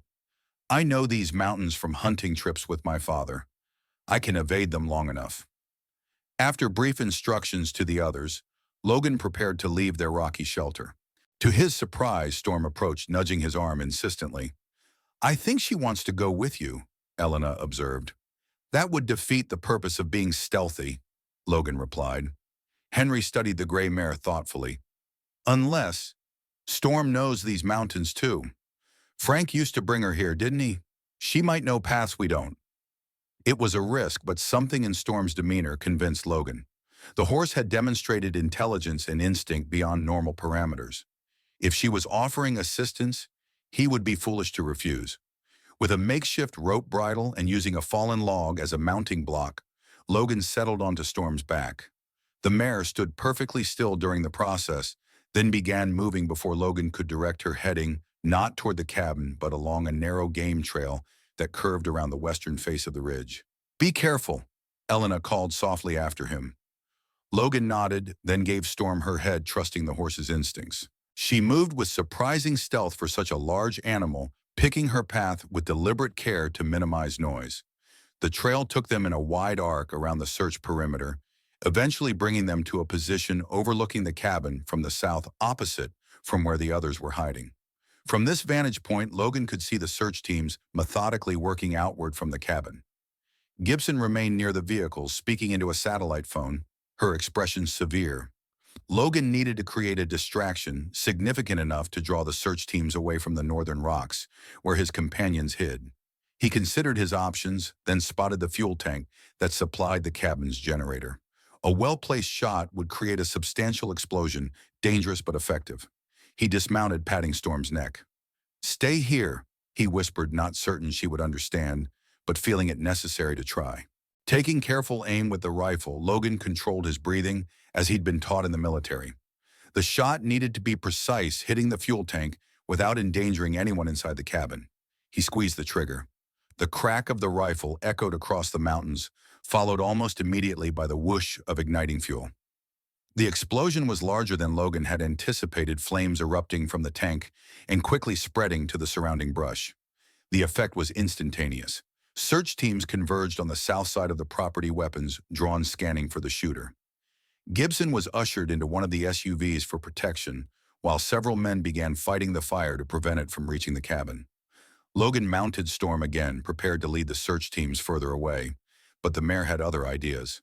Instead of retreating as expected, she moved along the ridge toward the eastern access road, the direction from which Reed would be arriving. What are you doing?" Logan whispered, trying to guide her back. Storm ignored his attempts, continuing purposefully along the ridgeline. Then Logan understood Storm was sensing something he couldn't. The same way she detected earthquakes before instruments, she might be sensing Reed's approach. Or perhaps she simply remembered Reed's scent and associated it with safety. They reached the access road just as a dust cloud appeared in the distance, a vehicle approaching rapidly. Storm nickered softly, confirming Logan's theory. Somehow she had known Reed was coming. As the vehicle drew closer, Logan could see it was a different SUV than the one Reed had left in older, more rugged. Reed slowed as he spotted Logan and Storm on the ridge, then pulled off the road into the cover of pine trees. "What happened?" Reed asked as he emerged from the vehicle, face taut with concern. "Gibson and her team found the cabin," Logan explained quickly. "The others are hiding in the rocks to the north. I created a diversion, but it won't keep them busy for long." Reed nodded grimly. "I expected as much. Gibson left the press conference right after receiving a call. Someone must have tipped her off about our location." "You said you had proof about my father?" "Yes."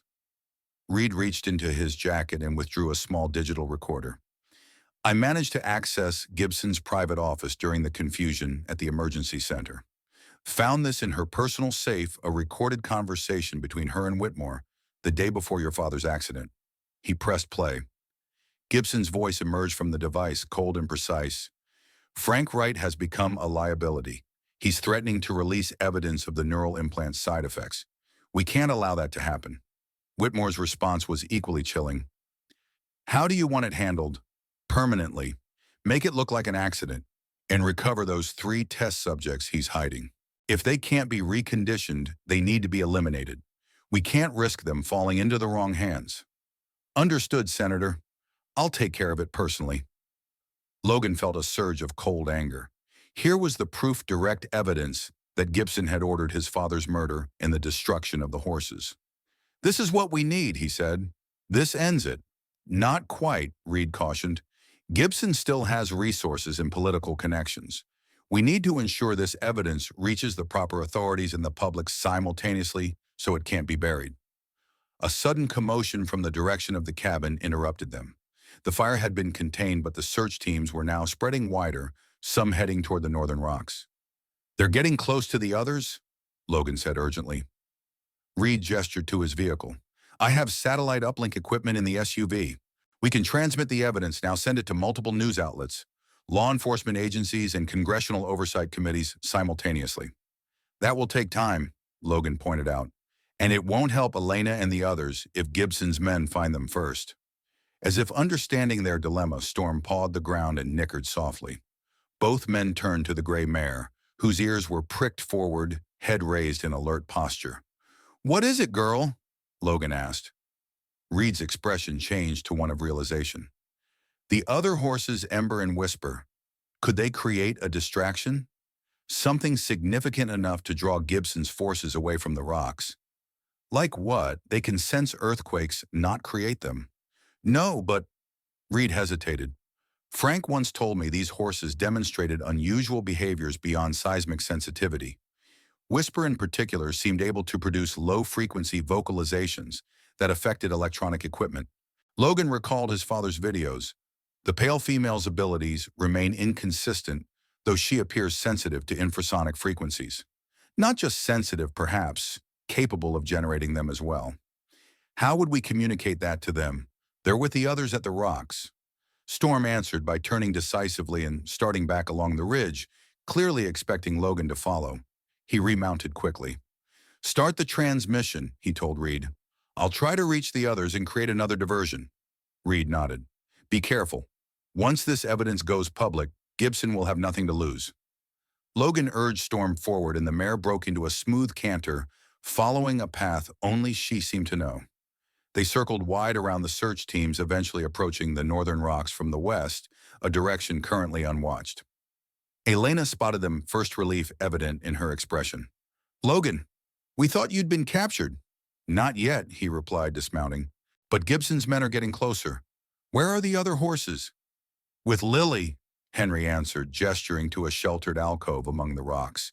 The child wouldn't leave. Whisper and Ember stayed with him.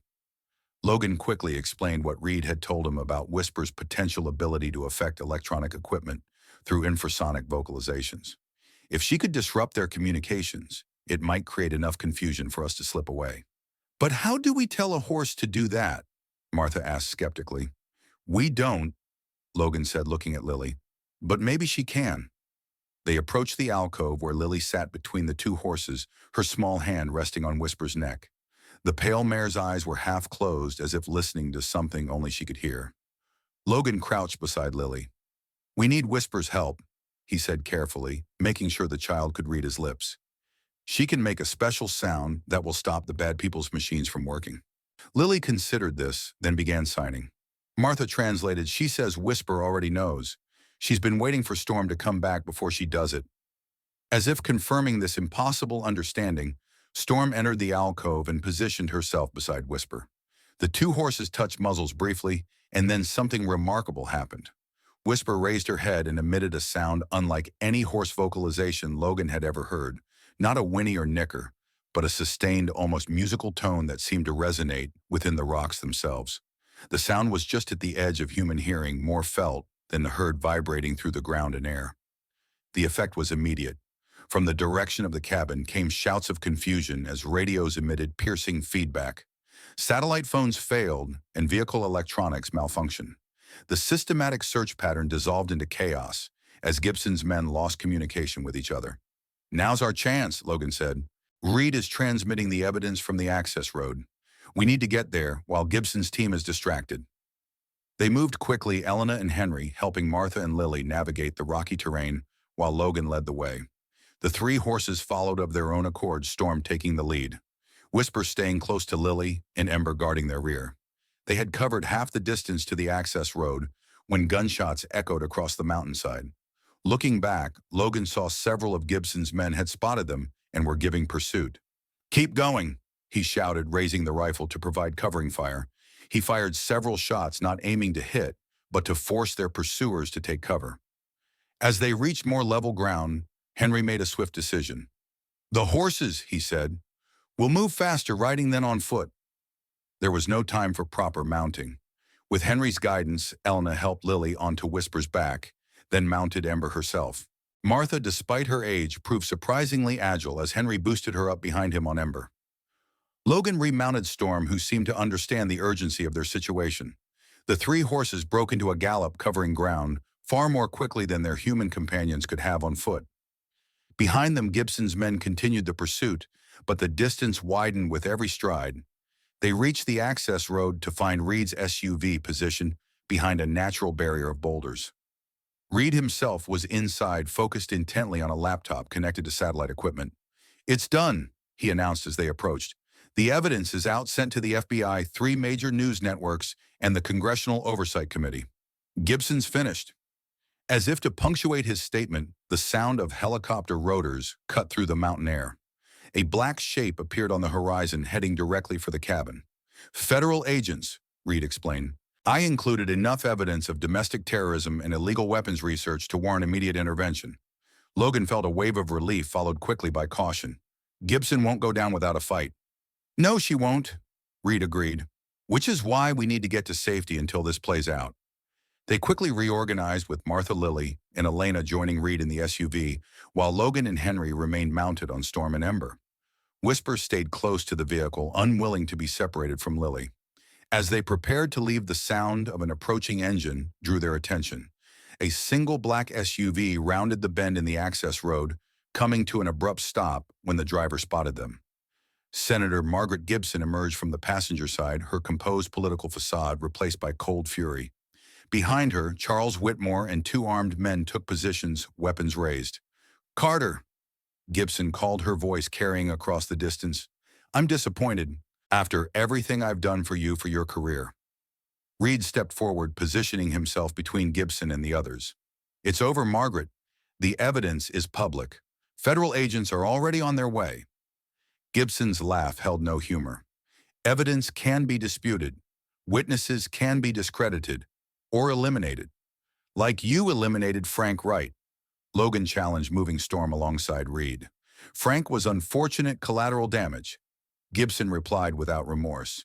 He couldn't see the bigger picture, the thousands of lives that could be saved with this technology. At what cost, Elena demanded from the SUV. Torturing animals, murder, where does it end? It ends when we can predict every earthquake, every tsunami, every natural disaster before it happens. Gibson stated her conviction absolute. My son died because we had no warning.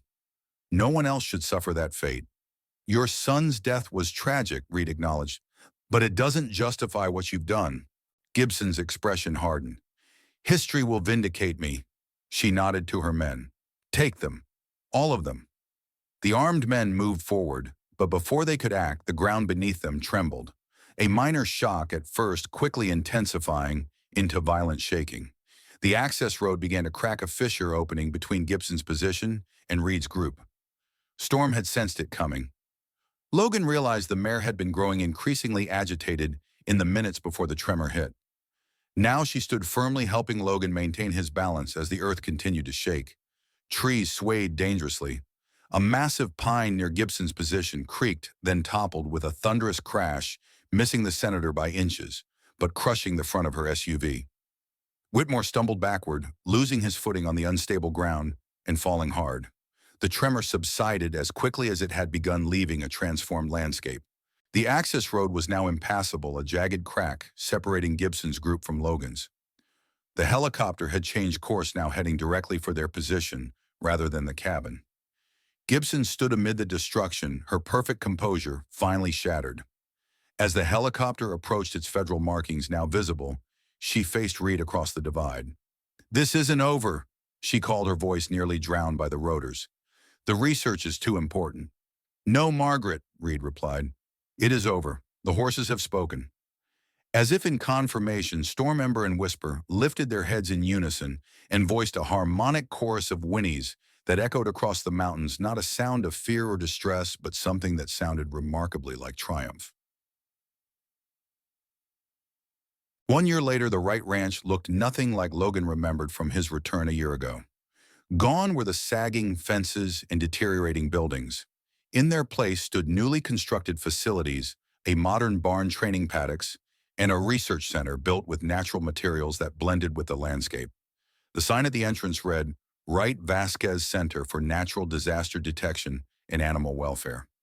Logan stood on the porch of the renovated main house, watching as a group of school children gathered around Elena in the main paddock. She was explaining how animals sense changes in their environment, occasionally gesturing to the gray mare that stood calmly beside her. Storm, now the center's most famous resident. She's good with the kids, Henry observed, joining Logan on the porch. At 74, the Cherokee horseman moved a little slower, but remained an essential part of the center's work, sharing traditional knowledge that complemented the scientific research. She's good with everyone. Logan agreed, though whether he meant Elena or Storm remained deliberately ambiguous. In the years since Senator Gibson's downfall, much had changed. The evidence Reed provided had led to multiple federal investigations, criminal charges against Gibson and Whitmore, and the complete restructuring of GDX under Reed's renewed leadership. The neural implant program had been terminated, replaced by humane research that studied animals' natural abilities without invasive procedures. The Wright Ranch, returned to Logan's ownership through legal settlement, had been transformed into a dual-purpose facility, a research center studying natural disaster prediction through animal behavior, and a sanctuary for abused and abandoned animals. Martha approached from the direction of the small cottage she now occupied on the property. Sheriff's here, she announced. Says he has news. Ramirez, still serving as county sheriff, despite offers of federal positions following his role in exposing Gibson, joined them on the porch. Just got word from the prosecutor's office, he said without preamble. Gibson took a plea deal. 20 years, no possibility of parole. Good, Logan said simply. The former senator's actions had caused incalculable harm, not least the death of his father. Whitmore's trial starts next month, Ramirez continued. With his confession and the evidence Reed provided, conviction is all but certain. The conversation paused as Lily came running from the paddock, her face alight with excitement. Now 9 years old, she moved with the confidence of a child who had found her place in the world. She signed rapidly to Martha. She says Whisper is telling her about a storm coming, Martha translated. Not for 3 days, but it will be a big one. Logan nodded, no longer surprised by such pronouncements. Lily's unique connection with Whisper had become an integral part of the center's work. The pale mare, once timid and fearful, now worked primarily with hearing-impaired children, forming bonds that defied conventional understanding. "I'll alert the weather service," Elena said, joining them. "They've learned to take our forecasts seriously." The reputation of the Wright Vasquez Center had grown steadily as their predictions proved consistently accurate. What had begun as skepticism from the scientific community had evolved into respect and collaboration. Universities sent researchers, government agencies provided funding, and the media regularly reported on their successes. Ember, the russet stallion with his boundless energy, had found his calling working with trauma survivors. Something in his resilient spirit resonated with those recovering from PTSD, including veterans like Logan. The horse's intuitive understanding of emotional states made him an ideal therapy animal.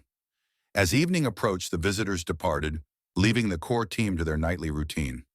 Logan walked to the memorial garden they had created near the old oak tree, a peaceful spot where a simple stone marker honored Frank Wright's memory. "He would be proud," Reed said, appearing beside Logan. After restructuring GDX into an ethical research organization, Reed had become a frequent visitor to the center, providing resources and political protection when needed. "I think he is," Logan replied, glancing toward the paddock where Storm now grazed peacefully in the golden light of sunset. "He knew they were special. He just couldn't prove it in time." "But you did," Reed observed. "You finished what he started." Logan shook his head. "We all did. And we're just beginning to understand what these horses are capable of." As if hearing her name in their thoughts, Storm lifted her head and looked directly at them. Then with deliberate steps, she approached the fence where they stood. Logan reached out, stroking her gray coat that now gleamed with health. "What do you think they understand about all this?" Reed wondered. "Do they know they've changed how we see the world?" Logan considered the question as Storm pressed her muzzle against his palm, a gesture that had become familiar over the past year. In her dark eyes, he saw intelligence that defied scientific categorization, awareness that transcended species boundaries. "I think they understand more than we can imagine," he said finally. "They chose to stay with us when they could have run free. They chose to help us when they had every reason to fear humans." Reed nodded thoughtfully. "Choice. That's what your father was fighting for, wasn't it? Their right to choose their own path? And our responsibility to listen when they try to tell us something," Logan added. In the distance, Ember and Whisper had joined a group of wild Mustangs that now shared the ranch's expanded pastures, horses rescued from roundups or abusive situations, given sanctuary on the right land. Among them were several foals born in freedom, representing a new generation that would never know captivity or cruelty. As darkness settled over the Texas landscape, Logan thought about the journey that had brought him here. He had returned a broken man haunted by war and estranged from his father's memory. Now he stood whole again, not unchanged but healed in ways he hadn't thought possible. The horses had led him home not just to this physical place, but to a purpose that honored his father's legacy while creating something new. Together with Elena Henry, Martha Lilly, and even Reed, they had built a community dedicated to understanding and protecting the remarkable bond between humans and animals. Storm nickered softly, drawing Logan's attention back to the present moment. He smiled, recognizing the sound, not as a simple horse vocalization, but as communication and acknowledgement between two beings who had saved each other. "I hear you," he said quietly, and in the fading light, he could have sworn the gray mare nodded in response. The earth might tremble beneath them again tomorrow or the next day, but they would face it together, humans and horses united by respect and understanding, listening to what each had to teach the other. In the end, that was the true legacy of the Storm Riders. As the Texas sun sets over the Wright Vasquez Center, painting the sky in hues of amber and gold, the silhouettes of horses move across the landscape, no longer test subjects, no longer failed experiments, but teachers, healers, and partners. We often search for meaning in the wreckage of our lives, digging through painful memories and unanswered questions, hoping to find some pattern in the chaos. Logan Wright came home to bury his father's memory, but instead unearthed a purpose that would heal wounds he thought would never close. Storm, Ember, and Whisper, three Mustangs deemed worthless by those who valued control over connection, showed us that sometimes the most profound wisdom comes from creatures we've been taught to consider less intelligent than ourselves. They remind us that listening is more valuable than commanding, that understanding requires patience, and that healing happens in unexpected ways. Perhaps we are all like these Mustangs in some way, carrying abilities others cannot see, sensing truths others refuse to acknowledge. Maybe we all need someone who will look beyond our labels and recognize our true worth. In the end, isn't that what we're all searching for? Not just to survive, but to be truly seen. Not just to exist, but to matter. Not just to be used, but to be understood. The earth still trembles occasionally beneath the right ranch. But now when it speaks, someone is finally listening.